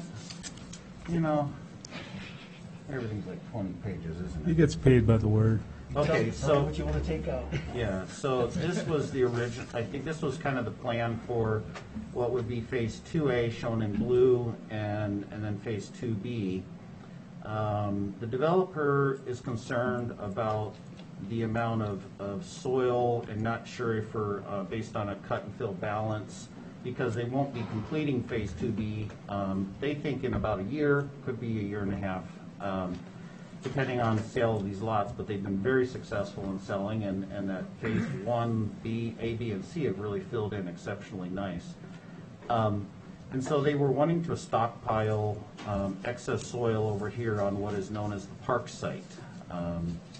When we met with them, or when that was requested via email, we said, well, we were concerned about that because they have these 2 lots right here, and if and when this is developed, we did not want traffic and loaders coming out on the road, going down here. So then the developer said, well, we'll remove these 2 lots, which I think was 67 and 68, from phase 2A and put it in 2B. So the diagram now would be all correct with the exception of these 2 lots. Phase 2A is still, the park is still in phase 2A. I think the issue that Aaron brought up is a concern of some of the neighbors, is the completion date for the park and when that necessarily gets done. So this agreement, as shown before you, there were some cleanup things that we did, both with, since these 2 lots came out, the stormwater fee went down a little bit. It's deferred to the next phase. We had to clarify some square footage for the park dedication, because they've actually over dedicated park space here, that if and when they would develop anything across the street, they could get credit for, I believe, like 28,000 square feet or something like that. And then the ability to be able to allow the developer to temporarily store topsoil or store stockpile over on the park, since that is under the plat, public land. And then the kind of the more controversial part is the completion date for the park. And that has been set at October 1, 2023, and that was at the request of the developer. And Jeff, would I be correct to say that, I mean, typically the park would be typically done at the end of the phase, or not? Here's the difficult thing is we don't have a lot of typicallys when it comes to park. The only typically we have right now is when we did Highlands of Netherwood Park, when Highlands of Netherwood Park was platted, we made them reserve the parkland. There was no initial plan right away to do anything with that park. And I remember that was something that Mike Grace, Lisa, and myself, we all kind of got together and we said, you know, we need to make this investment in the village, and we put it in the capital plan, and we move forward, and in the village board move forward with committing the $1.5 million, $1.6 million. Does that sound right? For Highlands of Netherwood Park. So that's why that moved ahead, and that's the first new park that the village has constructed in probably over 20 years. That hasn't been a developer top lot type park. There's been subdivisions that have gone in that have put in small tot lots and stuff, but not anything like this. So there's not really typical to it. Okay. Go ahead, Matt. I'll just add a couple things. So the park is on Outlot 6, I believe, and that's shown as dedicated to the public for park purposes. And so from a legal standpoint, when the plat is recorded, that land will be dedicated to the public for that purpose, and that'll be the legal ownership of the land. So that's the title issue in terms of who owns the land. That once the plat is recorded, it's simpler to think of it as village property. It's not village property unrestricted. You couldn't sell it. It's there for park purposes, so it can only be used for park uses, really. But it's no longer the developer's property. So that's one part to think about. The other thing then is this question of, well, what is the developer required to do in terms of improving the park? And this is where, at least in Oregon, we haven't had a lot of history, at least in recent years, with that. What I've discussed with Jeff is that what I have seen as kind of a standard practice in other communities is that developers, in addition to putting in the public improvements needed to access the park, such as the street, are typically asked to grade and seed the park. Topsoil. Yeah. Put topsoil in, grade it, topsoil put and topsoil in and seed it so that it's stabilized, and then the community accepts the park in that condition. And in some cases, the community and the developer will reach an agreement that provides for improvements that goes beyond that. But that's kind of the baseline that is typical.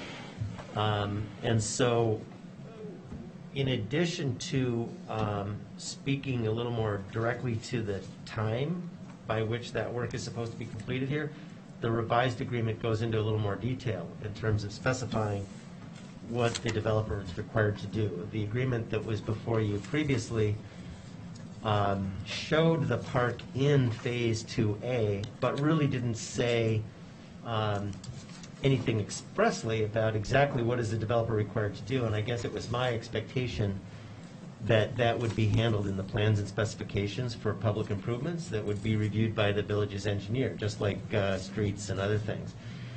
So what we decided to do here, though, is part of, given that we were asked by the developer to essentially provide additional time to complete the park, we decided to take this opportunity to put in some more detail regarding exactly what condition the park would need to be in before it would be accepted by the village, in other words. So now you can see the language.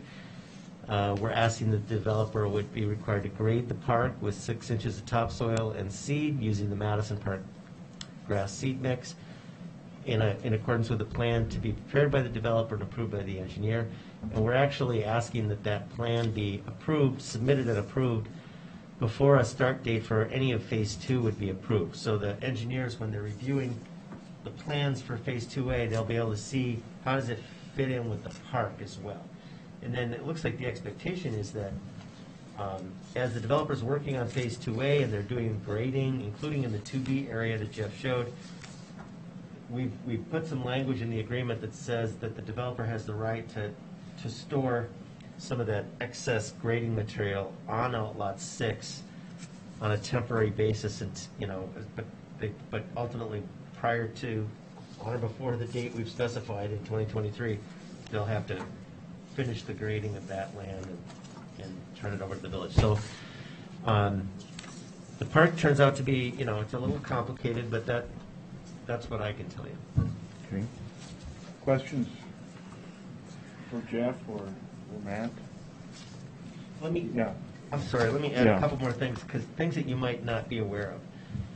So in the villages, the village has both land division regulations that come into play here, and that's where the dedication comes into play, and where the requirement that it be graded and seeded. I see that as kind of part of the dedication. The other thing that the village has adopted is an impact fee ordinance. And so when lots are sold, impact fees are collected. And it's those impact fees that are then used to help finance actual playground equipment and things of that nature. And so that's just the other piece of when you think about how do you pay for your parks and how do you, it's a combination of dedications that happen at the subdivision stage, or in some cases, if you don't get an adequate dedication, the developer will be asked to pay fees in lieu of dedication. So that's the land piece. And then you collect impact fees to help pay for actual park improvements. And your impact fee needs assessment for parks and your impact fees were reviewed and updated, I think, last year or 2 years ago? Park was 2 years. About 2 years ago. And so I just thought you should have that additional context to understand how all the different part pieces fit together. All right, Derek, what do you have? This is just kind of a question for Jeff. If we were to table this, would that give you time to work with the developer and the community members that are concerned about it?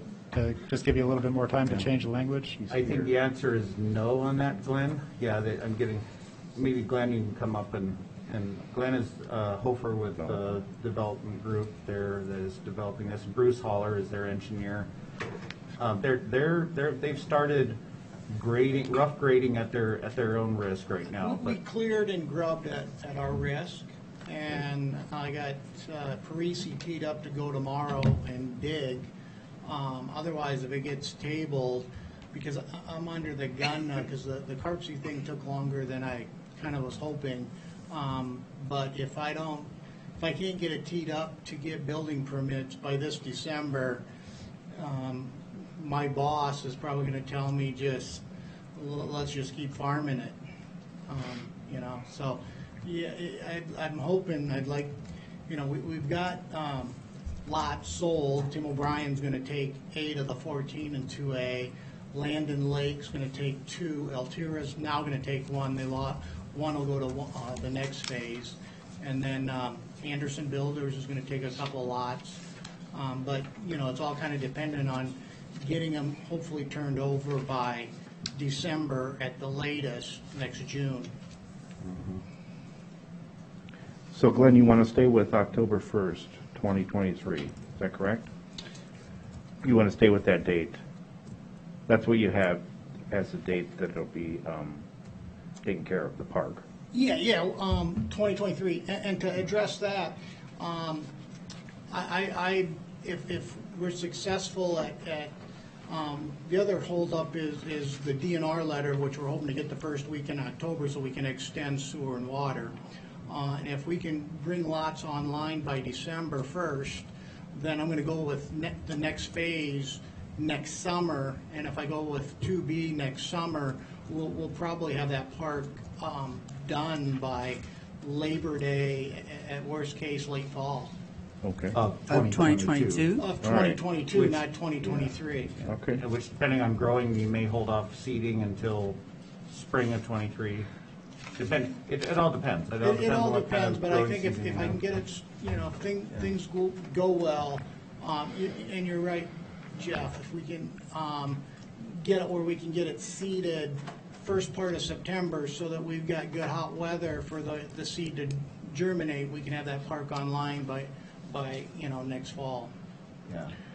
So Jeff, you're recommending we should go with the motion to approve as presented, which is the October 1, 2023. This is the agreement that the developer has said that they would be comfortable with. Okay. As you know, Aaron and his neighbors, you know, I mean, the park was put off into phase 2 because they wanted to develop phase 1 and put the majority of parkland into phase 2 and create more of it. And Mike and I and everyone here were supportive of that because we wanted more of a usable space. The cry is for playing fields, and this gave a playing field versus small tot lots everywhere. So I understand the neighbors are concerned about it. In the whole scheme of things, a year is not a huge amount, but it's up to you as the village board. Okay. Yeah, Carleen? So I'm one of those neighbors.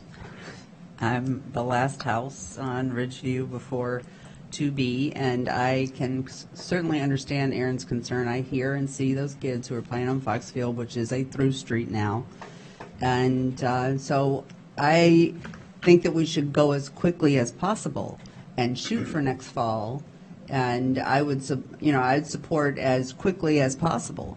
And we've talked about this park before, and not just all being playing fields, but also having playgrounds. Yeah, they've incorporated a spot up near the top that is Awesome. That is a flat area that could accommodate a small playground type of thing. Yes. Thank you. Yeah. Appreciate that. And they've also agreed to. They've added parking up there. That's I think it's diagonal parking. Diagonal parking up there for maybe 15, 16 cars. I'm just guessing here from my memory, but 15 to 18 cars along there. That is, going to be part of their installation of public improvements. And I could just say that the trees that you took down, thank you. They were trash trees and ground them up, left the really nice mature oaks. Thank you very much. And even my little, evergreen. Perfect. After the last meeting, Martin sent me an email, so Bruce and I walked it a couple times on which trees to save and which ones. You did a really nice job. Yeah, I thought it worked out well. Mm-hmm. All right. Carleen, you want to make a motion? I'd make a motion to accept this and say, please go as quickly as you can. Okay. Second, Jerry? All right. Any other discussion? All in favor say aye. Aye. Opposed? All right. Taken care of. 11D is agreement for professional services between the Village of Oregon and Brother Melky for learner lateral design and permitting. And I know we got, Teresa sent an email, and I think Jeff is going to address this. So, yeah, and I'm going to pull up a map because I think this is easiest shown. Oh, by the way, this was 1968 J.C. Park West. I always like looking at the historical stuff. Let me go over here to this. I'm still pulling it up. The history of stormwater in this village is legendary. The previous village boards that have gone before you and prior to my time as well, many years before me, even 10, 15 years before me, have done a tremendous amount of work and investment to really fix a lot of the major issues that we have. You know, there's always a discussion of we have so many flooding problems in Oregon. We just came out of the wettest historical back-to-back years ever on recorded record for our area, and we had 0 first floor flooding damage recorded in the entire village. So that is not something we could have said 15 years ago. Yeah. So while I don't dispute the fact that we still have problem areas, we have done as a village done a lot to help improve things. Probably the Achilles heel of our area, and this is great that it's a 2020 photograph, because if you look at the drainage pattern for the village, and this actually is good because it also shows the Lake Barney mess out here and all of it flowing down here to the village. But if you look at all of this area, all the way over here, and a total of, I think, another 3,600 acres that drain all the way to this point here, all of our developed portion, including portion of the cemetery up here, McDonald's, the old sports arena, which is 76ers now, Wisco, Lycon, all of that comes down right to a culvert that is right here. And it's a failing culvert. It's a culvert that's been failing for years, and it's been one that we were hoping to replace as part of a project. But with those historical water years, you know, we saw Lake Barney rise, we saw Lake Barney flood, and we saw Lake Barney dump continually for almost 2 years, I think it was over 2 years, water into our village. All of that came down here from Lake Barney, went into our pond, went out, went along here in a very, very shallow ditch, flooded all of this right here, came over here, everything else from the other portion of the village coming right down here, comes here, and there's no ditch system, there's no conveyance system through this. I mean, this is the equivalent of like a heart attack, you know what I mean? We have a blocked artery here, and so when people talk about flooding and flooding concerns, this is the main concern that we have. And so let's see, 3 years ago, we worked, because all of this is part of a drainage district, we worked with the drainage district to actually improve the conveyance on the reach from the railroad tracks in Badfish Creek, from this point all the way up to Keller Alpine Park. If you go out there now, I mean, I can show you pictures where it was literally a clogged, a cattail infested, and it was one of the main reasons we were having a lot of problems in these Jefferson and Old Florida Avenue areas. The drainage district dredged that for us for a fee of about $20,000, which was a phenomenal cost. We then hired Rupert Melke to do the same as a drainage district project, to be able to come up this. You can see this old historical ditch. This is all historical here. The problem came with, there's just nothing from here to here. There's an old plan that from 1918, I believe. I don't know if our engineer is still here or not. We wore him out. That went across here. We looked at aerial photographs. Everyone's looked at it. It just has not been an issue, or been something we could find. So all of this water comes down here, comes here. There's an old ditch that would go down to here in front of what was Josh Beadle's place right here. And then it just ended up overland flow through all of this, eventually finding its way across here, here, and then down into what is known as DiMaggio Park, and that's this parcel right here. And for the past several years, the majority of DiMaggio Park, which people don't even know exists, was you can only get back there with hip waders. So we had originally planned a project to be able to dredge a channel up here to be able to accommodate these flows that are entering from this area. We even had a secondary project that our engineers designed to actually bypass this pond with these flows so we could not overwhelm this pond and be able to get it into an efficient channel and out. When we hit a snag, when DNR stepped in and said that was not a historical channel, you're going to have to permit that through a DNR wetland full permit, that's when we had to put that project on hold. So right now we're looking at, okay, we had to step back. We've exhausted all of our options with DNR in going through the drainage district route. And now we have to work with them on wetland mitigation. You've seen before where we have a wetland study that was done out there. And now we're asking our engineers, Rupert Bilkey, to come in and design us and permit, they've already designed it, but to permit a drainage channel for there. And when people talk about where are you worried about flooding, it's all of this area up here as a result of the fact that we have a blockage from here to here. Now, I'll say publicly, I don't want to ruin the wetlands out there. There are some great opportunities out there. We actually have, if you look in here, there are paths that our public works used to be able to mow back here as a connection between Keller Alpine over here and Lerner Park. We've not been able to mow those for over 6 years because it's just been saturated and covered with water. I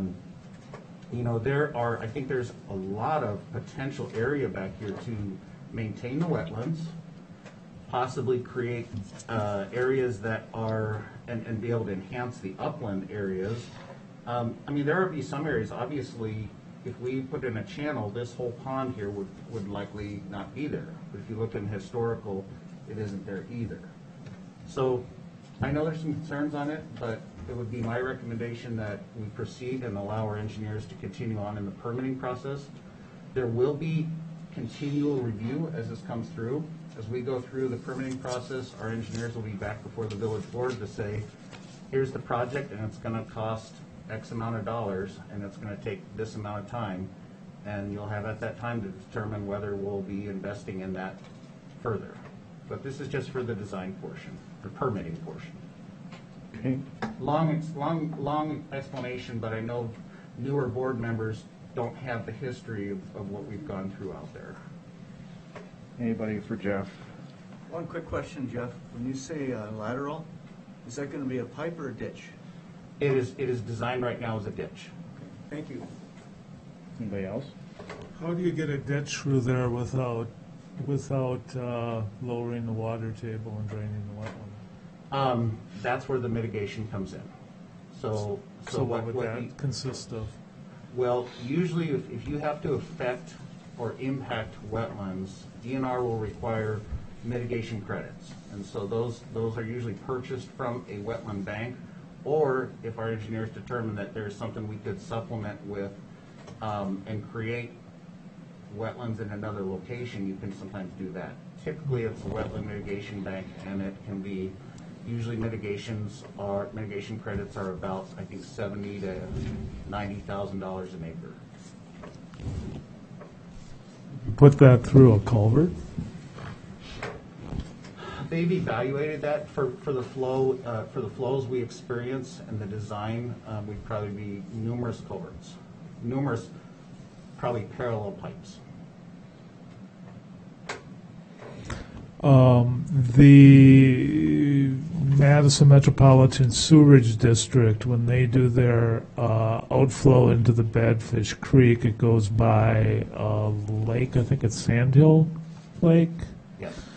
And they actually have put barriers up, sunk believe, welded plastic barriers between that outflow and the lake to stop them from intermingling. Is that possible? Those are all things that are possible. I mean, there are things that I've been in design for over 20 years, and there are things you can do that have, low flows that are still directed towards wetland areas, and then high flows are bypassed. Typically happens sometimes in sewer and storm sewer systems, but there's creative ways to do things. I just want to be realistic, and I mean, honestly, I'm not going to be, coy about it, but our primary concern is to make sure that we can not be flooding West Netherwood Road and be able to have a safe passage for the flows that we know come down into our village. Yeah, Amanda? I was just going to say, water's going to go where water's going to go. Our job is to help kind of corral it and make sure it does it in a way that's amenable to our natural resources and to people living their lives. And we're just helping the water get where it's going to go anyway. How many times has water been over the top of, used to be over the top of Northborough, right? Well, Lisa isn't here anymore, right behind her house over there where Florida Avenue was. Mm-hmm. That was a problem until we did the Florida Avenue project, increased the size of the culverts and raised the road by a simple 12 inches. And we've not had it flood since, and that's even through all those wet years. Okay. Yeah, Matt? So Jeff, I have a partner who lives in the village and who has come to me several times because he's heard about this, and his question to me is, his question is, how do you know that you're not going to increase the risk of flooding downstream of this area, because now you're moving more water more quickly through the village? So is there a response to him? Because he beats me up on this every time he sees me.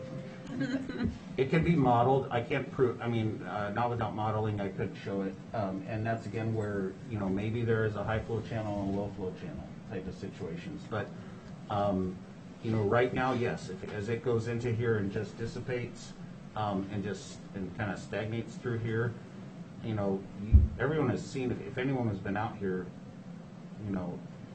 yes, we're going to fix this problem. Yeah, there's a chance we would send more water down, but we would just have to evaluate that. No, I can't. Will that be part of the study or of the permitting process, or is that? Yes. I mean, they've modeled that.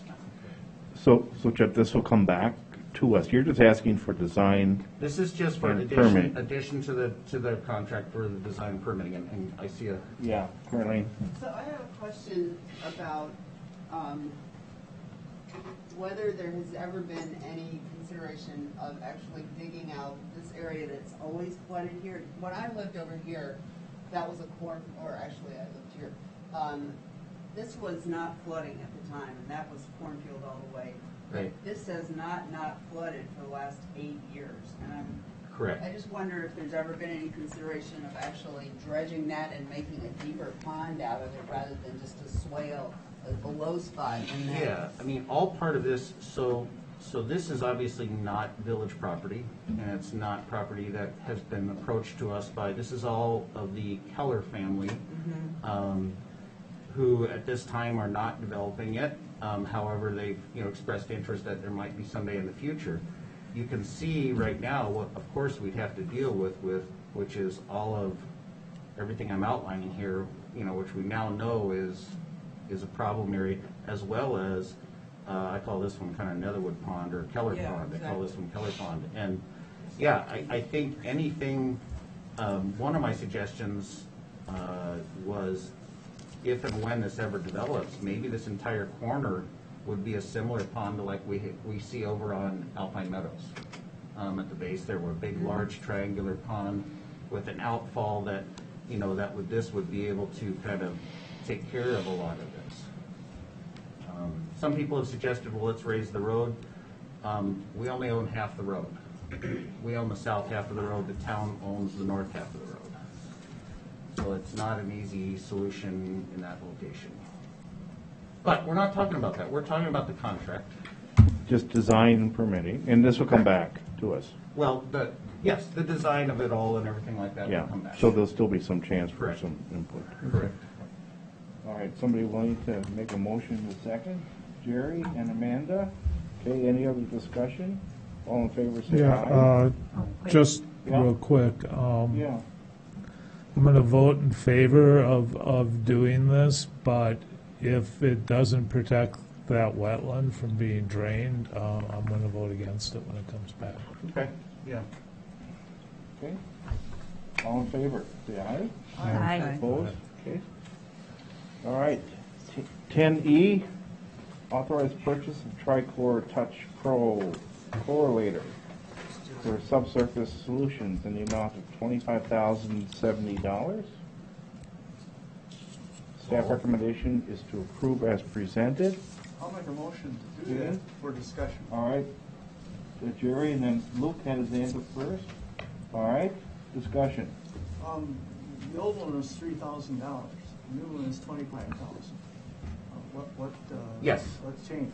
The old one was purchased off of eBay, and it was a used, very old, used piece of equipment that my staff contacted me at the time, and we ran through the village board at the time as an opportunity to buy it for a very reasonable price and try it for a while. We knew it wouldn't last very long, but it's lasted almost 4 years. What's the life of the new one? I'm saying over 10 years. It should easily be over 10 years. Okay. Thank you. Yep. Okay, anybody else? Okay, we got a motion and a second. All in favor, say aye. Aye. Opposed? Okay. Thank you. On to 11F, authorized purchase of SS-20 concrete saw from Badger Concrete Rental and Supply in the amount of $5,435 and declare the existing concrete saw as surplus. Motion is to approve as presented. Somebody want to make a motion for that? So moved. Okay, second. Luke? Okay, any questions for Jeff? All right, all in favor, say aye. Aye. Opposed? Okay. We're on to 11G, which is authorized purchase of 3,000-watt Honda generator for $1,499 and a 5,000-watt Honda generator for $2,039 and declare the existing 5,000-watt generator as surplus. Take a motion and a second. Amanda? Anybody else? Who wants a second? Luke? Okay. Any questions? All in favor, say aye. Aye. Okay, opposed? All right, H is Resolution 2145, 2021 fee schedule amendment number 2 related to the repeal of the fire impact fees. Recommended motion is to approve as presented. Does anybody need to say anything about this? Martin, anybody, or you just want to? It was put in place due to some debt service that the village took out for some fire equipment many years ago. The village paid that off this year, so obviously the purpose of the impact fee is now gone, so we should repeal that. All right, Amanda, you have a question or you want a motion? Well, either way, I have All a right. question and I'll make the motion. so- All right, make the motion. So I'll make the motion to approve. Somebody want a second? All right, Derek, okay, Amanda? Yeah, so my question is, I know at some point, because we're growing, we're going to need a satellite fire department location. Would we just, if we repeal this, then we'd just implement a new one when we're ready to move on that? Yeah, impact fees have to be based upon an underlying study. So you would have to look at the cost of a future station, and then there's a calculation of how that impact fee should be made, and then you would adopt that and put that into place. Okay. All right, thanks. Okay. All right, we got a motion and a second. All in favor, say aye. Aye. Opposed? Okay. We're on to I, authorized hiring of Mary Lou Chief Nato. Yes. Okay. To fill a substitute part-time crossing guard position. We recommended approval. Move approval. All right, Jerry, Amanda, any questions? All in favor, say aye. Aye. And then the second half, authorized hiring of Deb Schutte to fill a part-time crossing guard. Staff recommending approval for that as well. Derek? And Luke? Any questions? All in favor, say aye. Aye. Thank you. Okay. And then K is authorized disposal of discontinued police department computers. Chief is recommending approval. Anybody? Jerry? Amanda? Any questions? All in favor say aye. Aye. Opposed? Thank you. Okay. And then this looks like Matt's. L is consent and waiver of conflict of interest regarding Stafford Rosenbaum's representation of, I had to look this one up, Matt. I didn't know what WBD was. Wisconsin Business Development? Did I have that right? Yeah, it's an economic development entity in the state. And the Village of Oregon on a tax agreement for 281 Netherwood Road. Staff is recommending approval. Just to give you a little background, when Tycee was requesting tax increment financing for its new facility, it was considering selling its existing facility, and one of the potential buyers was a church organization. And so we were concerned about the potential for that going tax exempt. And so as part of the agreement for the new TIF funding, we required that Tycee enter into a tax agreement that is recorded and runs with the land. So if anyone else buys the land, it's subject to that tax agreement, which basically says for the life of the TIF district, the property either has to remain tax exempt, or if for some reason it becomes exempt, the owner would have to pay a pilot payment or pay a fee for municipal services that would be equal to what would otherwise be paid. So the tax agreement that's referenced in this letter, that's the agreement that's at issue. And WBD is involved in the proposed loan to the proposed buyer of this property, which is an engineering firm, as I understand it. So there's an engineering firm that would like to buy the property and is arranging their financing through WBD. My partner has indicated that it's possible, as she represents them in helping to put the loan together, she said it's possible that the Small Business Administration, which will be a guarantor on the loan, will be asking the village to provide some kind of letter or explanation regarding the village's interpretation or understanding of that agreement. They haven't asked for it yet, but she said if they do ask for it, it's a quick turnaround. So she asked if I would ask the village board to authorize our firm to represent both the WBD in connection with putting that financing together for this engineering firm that would like to buy the property, and at the same time, while I'm serving as the village attorney and might be asked to work with you folks to provide an explanation of the impact of how that agreement affects this property. I think that what she's indicated is that she thinks they might want, for example, the village to indicate whether a default on the mortgage to that SBD is guaranteeing would be considered a default under the tax agreement. I think the answer is no, it wouldn't be. And they haven't asked us to provide an opinion yet. They may not, but if they do, I can't represent you in doing that, and she can't represent WBD unless we get a consent from the village board to authorize that. And WBD would also have to authorize that. So that's the reason this is before you tonight. All right, questions? Everybody okay? We'll take a motion. Promise to act in our interest, right? I'm sorry, Carly. I'm just kidding, Matt. He promises to act in our interest. I always will. That's Yeah, true. that's, Amanda, comment or motion? no, that's what I was going to say. Okay, Like, you know, all do you right. think you can be fair and impartial? I can't ask for your consent unless I believe that I can represent your interests fully, and notwithstanding this dual kind of representation. Yeah. All right, so we need a motion and a second. I'd make that Amanda? motion. Session. All right, Caroline, we'll give you second. Sure. We'll give Amanda first. Oh. Okay? Pass it around. Any other discussion? All in favor, say aye. Aye. Aye. Okay, opposed? Okay, Matt, you're in the clear. Thank you. 12, reports of committees, we have none. Unfinished business, number 13 is none. New business, items up for discussion, possible action. 14A is the Roundup donation program. Martin, should we have Derek? Derek, you want to say something Yeah, about I got a this? few things. So, Okay. yeah, I just kind of ran this past Martin, and he seemed to think that it was a feasible project. Basically, it's rounding your utility bills up to the nearest $5 for a donation to the fire department if you choose to participate. And I wanted to, and he got a little ahead of me here. I eventually want to expand this program to include other departments, but to kind of ease of administration, I thought it might be best just to start with one and see how profitable it is first, and just to kind of, because there's going to be questions when people see things different on their bill. I don't want our staff to get swamped. So that was just kind of my thought. Have on the bill, here's what you owe, suggested donation, total,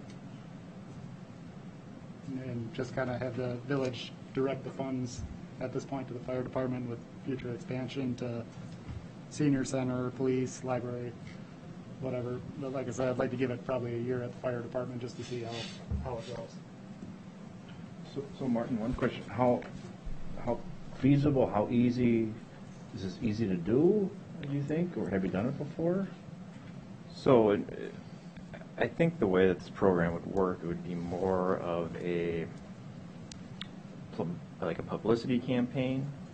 Basically, I don't know that we need to put anything or change anything on the bills necessarily, but more to advertise that this possibility exists.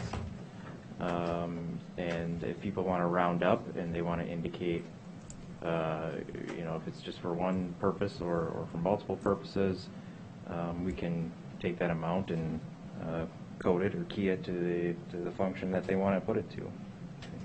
And Lisa, if you want to add. The only thing that I can think of is that because we know our utility bill is on a card, there may not be room on there to add another line with the option of rounding up. That's the only thing I can think of right now that may make this a little more difficult. Do you guys need some time to kind of work this out, do you think? And Matt, you have a comment? I'm just wondering, does anyone check with the Public Service Commission to see if there's any concern from a legal standpoint? Well, that's what I was saying. Maybe we need to do some more, a little bit more research. I mean, is the board favorable, to this? Yeah, Mike? Yeah, what would be the added administrative cost of dealing with like a $3 donation? Is that just trivial, or if you spread that across a couple hundred donations, would that be like massive? It just all depends on how many people really want to participate in the plan. I can't predict that. Right, I realize that. If you instruct us to do it, we're going to do it. We'll have to figure out how to make it work. But the only thing, and I never thought about the PSC, is to making sure that that's something that we can do legally on our utility bill. I don't know that. And I know that, I'm pretty sure that we're out of room on our utility bill because it is just a card to add a line on there for rounding up. Yeah.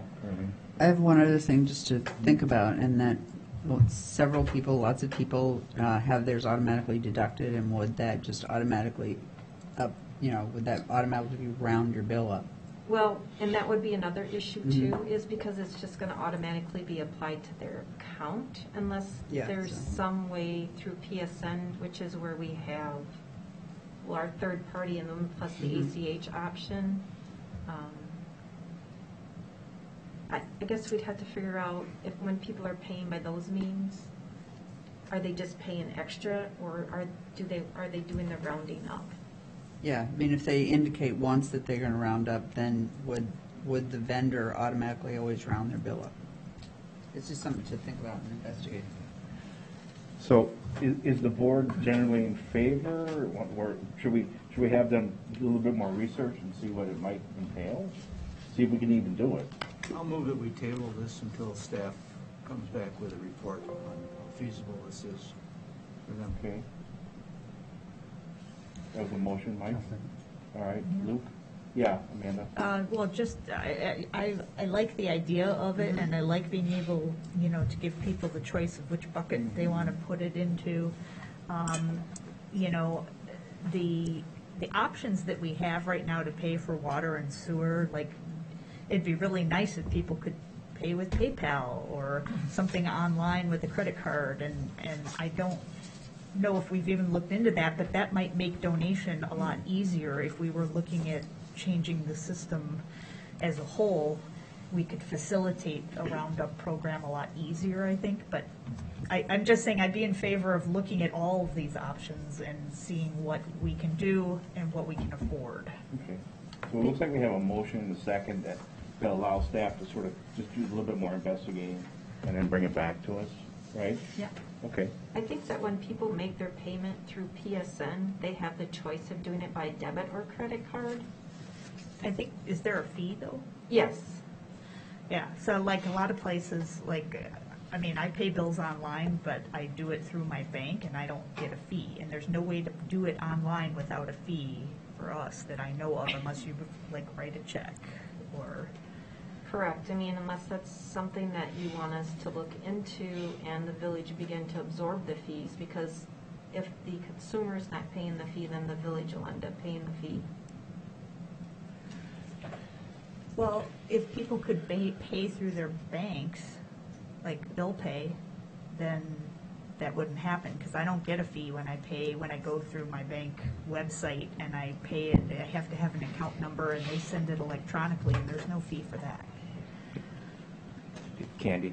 Yeah, we do have ACH option that is free through your bank. That's the way I pay. Oh, Right. okay. Yeah, there's the ACH and the PSN right now that we offer. But ACH directly through us there's no charge to you. Oh, okay. Okay, good All to know. right. So we got a motion and a second to have staff investigate a little bit more, see what it would take, feasibility and such. All in favor, say aye. Aye. Opposed? Okay. 14B, Halloween village trick-or-treating. So there's a memo I think Martin did that we typically don't have a official time, and I think that's the question. Is it something that we should? I know for me, like last year in my neighborhood, nobody like knew when trick-or-treating was. Well, like, you know, would you put the candy out, or, I mean, I was thinking, I mean, could we suggest 5 to 8 on October 31st? I don't know. What do people want to do? Because otherwise it's confusing. I don't know when to put stuff out. Yeah, Amanda. What do you think? I like the idea of set hours. It's always been a challenge to find them. It is. I think that's good, but, you know, CDC guidelines are important, and maybe I don't know what they're going to say. Maybe they'll say, you know what, we should not be trick-or-treating this year, in which case we should probably not. Well, didn't they publish any last year, like, ask you to put the thing out by the steps or something? And Well, not- so there was a group of people in Oregon who organized an alternative Halloween through a Facebook page, and they got creative. I give them props, you know, like sending it down tubes, the candy to the, you know, where the kid's waiting with their bucket. I mean, they got clever, some of them, but I'm not sure how Or we could do they nothing, approach like we did last, we haven't done anything. We do nothing. Yeah. Just say historically, from what I remember through my 40 years in the village, it's been 5 to 8 on Halloween. I don't think there's ever been a village stance on it necessarily, and I don't think we necessarily need to have one. Although I remember people asking, well, what is the village, what's the village out? They would ask, but we don't have to do anything. Amanda? Well, we have the bonus of being able to promote it if we're having it.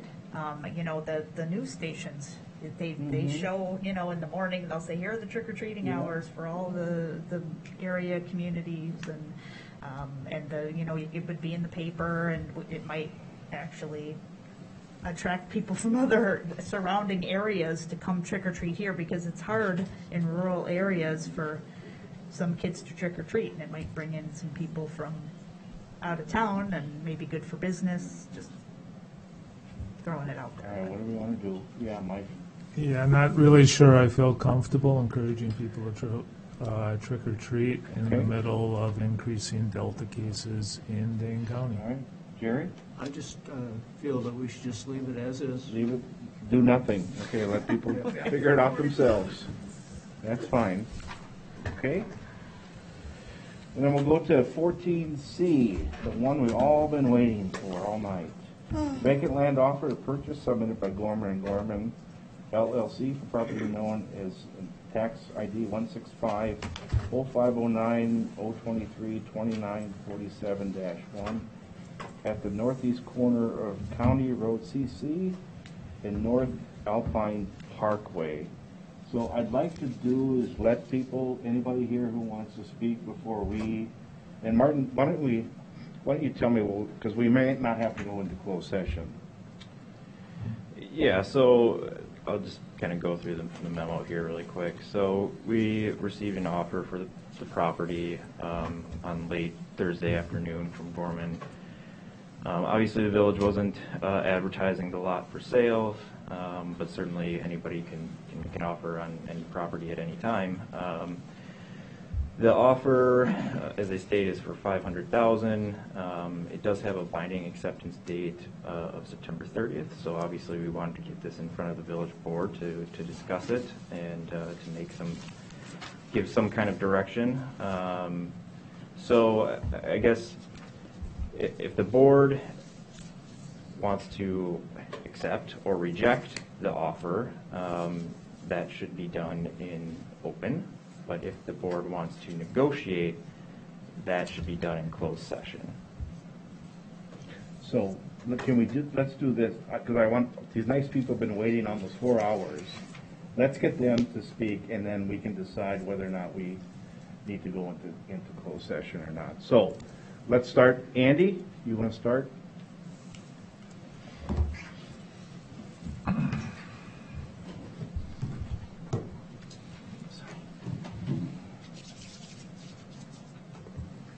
Oh, thank you. My name is Andy Herneman. I live at 375 Ash Street here in the village. First, I want to commend you all for sticking it out here these 4 hours. I know it's been a long time. There's been a lot of things going on. Just to comment quick on the Roundup utility program. If you want more information, contact Stoughton Utilities because they've had that program in play for a long time. Oh, hang on one second. As I was sitting at home watching this meeting for the first 3 hours and listening to your comments about the library, the parks, and this property in particular, I was left with these questions. As you guys sit up there, do you represent yourselves and your own interests, or do you represent the village and its residents? Does it really matter if you think this site is a good fit for one thing or the other, or should you take the time and listen to what the residents want? And that's where I'm going to leave you. So thank you. All right, Andy, thank you. All right, next.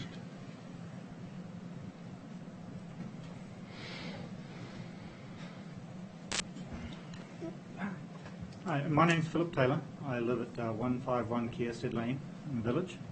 Now, I have a few questions, if I could, to just get a bit more background on this. The lot wasn't for sale. Never discussed for sale. Martin, maybe you should. Any ideas for sale? No, I think the answer is no.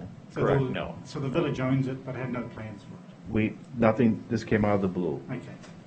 Was there any discussion for plans for this lot in recent times? There's been, a couple of years ago, there was some conceptual, that's when people had brought up the soccer fields and potential village hall. This was So there was some a couple of years conceptual ago. plans, but nothing Correct, was ever. just conceptual. Yeah.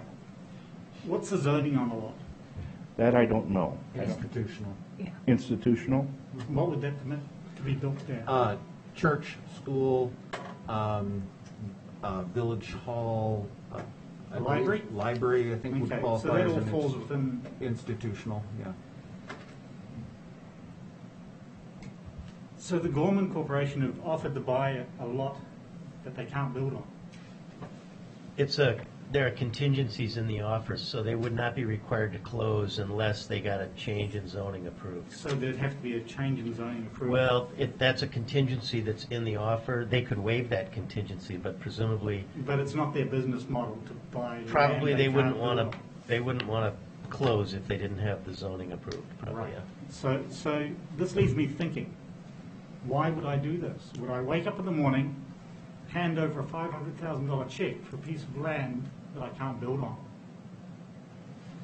As I say, they wouldn't close unless they got I a know, change in but zone. that's the thinking, right? They've got it so contingent to that purchase, it has to change its purpose. It has to have a rezoning. Yeah, that's pretty typical. And the rezoning would require public comment. But at that point, the land is no longer... Who owns the land at that point? You know, is it still village-owned if they're asking for a rezone? Is the village obligated to sell the land at that point? The village is then bound by a contract and would be required to sell if the contingencies are satisfied or waived. Okay. Given the discussion with the library, you know, I did a bit of research on Gorman. You know, their core business is to revitalize communities. I don't know if Greenfields falls into that business model. Their core value, initial strategy, to initiate strategies and implement solutions to revitalize communities and build strong neighborhoods. Buying land, greenfield land, wetland, that would require rezoning to build on, I don't think falls within that. This sort of comes to me as an opportunity for them to see out some prime real estate for profit, with little regard to the value for the village. So given that, and the discussions going on in the library, I'd recommend you send them the check back and suggest that you have some really nice property just across the road from their building that would fit the business model of revitalization, that perhaps they should offer to buy that property instead. And you could use the money to develop the wetland. The wetland is wetland, it's precious. It has to be maintained. If you need to do something with it, maybe the library fits the best use of that land. Maybe not, depending on how it's done. But it's wetland. As the Fitch discussion, this is the flowage. It's like the Portage flowage. This is a natural flowage. It may be dry now, but sometime in the future, it's going to be very wet again. You're going to need every acre you can keep to manage that, to stop downtown flooding. So keep that in mind. Okay. Thank you. Thank you. Anybody else? Yep, come on up. Oh. Susan Shedovy, 1860 County Road, Hamham. Just a simple statement. In light of the long discussion that has ensued about the different possibilities for the library, I can't even imagine why, at this point, you would entertain the offer from Gorman. Okay, thank you.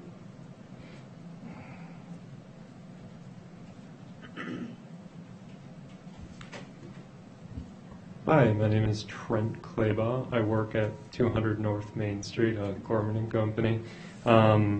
I'm a development associate at Gorman & Company, and I'd like to thank the village board for considering our offer and the community members who showed up tonight to publicly express their opinions. I'd like to start by saying that Gorman & Company did not make this offer with any specific preconceived project in mind. While our offer stated that the intended use for this parcel could be the development of approximately 120 units of multifamily housing, we are not tied to any specific project type or size. We would like to work with the community members and village staff to determine what would be the best project for the community at this site, whether that means senior or family, market rate or affordable, 60 units or 120 units, or a mixed-use project that incorporates a library or senior center. We'd like to do it. We've been in this community for some time and have a tremendous amount of respect for the village and its residents. We would like to take our time with this process and make sure that we get it right. As one resident mentioned earlier, two residents actually mentioned earlier, this parcel is currently zoned for an institutional use and it would require an amendment to the comprehensive plan and rezoning. If our offer were accepted, this process could take up to 12 months. During this period of time, we would commit ourselves to engaging the community and village staff in developing a concept for this project that could best serve the community. regardless of the decision you make tonight, we'd like to thank you for your time and consideration. All right, thank you. And Thanks if you for have any coming. questions for me, I can also answer those. I think we're good. Thank you. Thanks. Anybody else before we? So, Martin, should we, the rest of the board, anybody want to do we need to negotiate? That's going to determine whether we stay here and vote or we go into closed session. Yeah, Mike? Randy, I'd like to put a motion on the floor that we reject this proposal. We're not ready for it. I think we need to have a discussion in the community about where exactly the community wants us to go with this property. And, you know, respectfully to Gorman, I appreciate the offer. I'm sure, you know, you would help our community a lot, but I think we really need to have a discussion based on what we've heard from people about what this should be going forward. Somebody want a second? Second. Amanda wants a second? Okay, let's talk a little bit. So I'm just going to follow what Mike said. I mean, my whole feeling on this too is I appreciate the offer that Gorman's, the company, has given us, but one of the things that we need to think about is what are we going to need in terms of a village in the next couple of years for property? I mean, once it's gone, it's gone. And as you all know, we're running out of space, land. So that's kind of where I'm sort of coming from. We may need this for something. We talked about the satellite, could be a library, could be green space, who knows? We don't know yet, but I think it would be foolish for us to give it away, or not give it away, but to sell it at this point. So that's my comments. Who else? Yeah, Jerry? I feel we need to just define what we feel the highest and best use is for that property. We don't need to act by September 30th. That would be rushing it, and I don't think there's anything to be gained by taking a fine piece of property like that and rushing into the transaction. You know, so those are my thoughts. Okay. Who else? Carly, or anybody? Ditto, ditto, ditto. Okay, ditto, ditto, ditto. So we got a motion and a second to respectfully reject the Gorman offer to purchase the Alpine Parkway. All in favor, say aye. Aye. Aye. Opposed? Okay. And then 17 is almost finished. Future agenda items. Give the board members opportunity to place items or new business on future agendas. Anybody have anything tonight? Is there anything special that we have to do to have a public hearing around the library or any of that stuff? I think that'll come. Carlene, I think there's going to be a lot of input. There will be, yeah, there certainly will be that. All right, we're on 18. How about a motion to adjourn? So moved. All right, we're all in favor. Aye. We're done. Very good. Another 2-hour meeting. Yeah. I told you.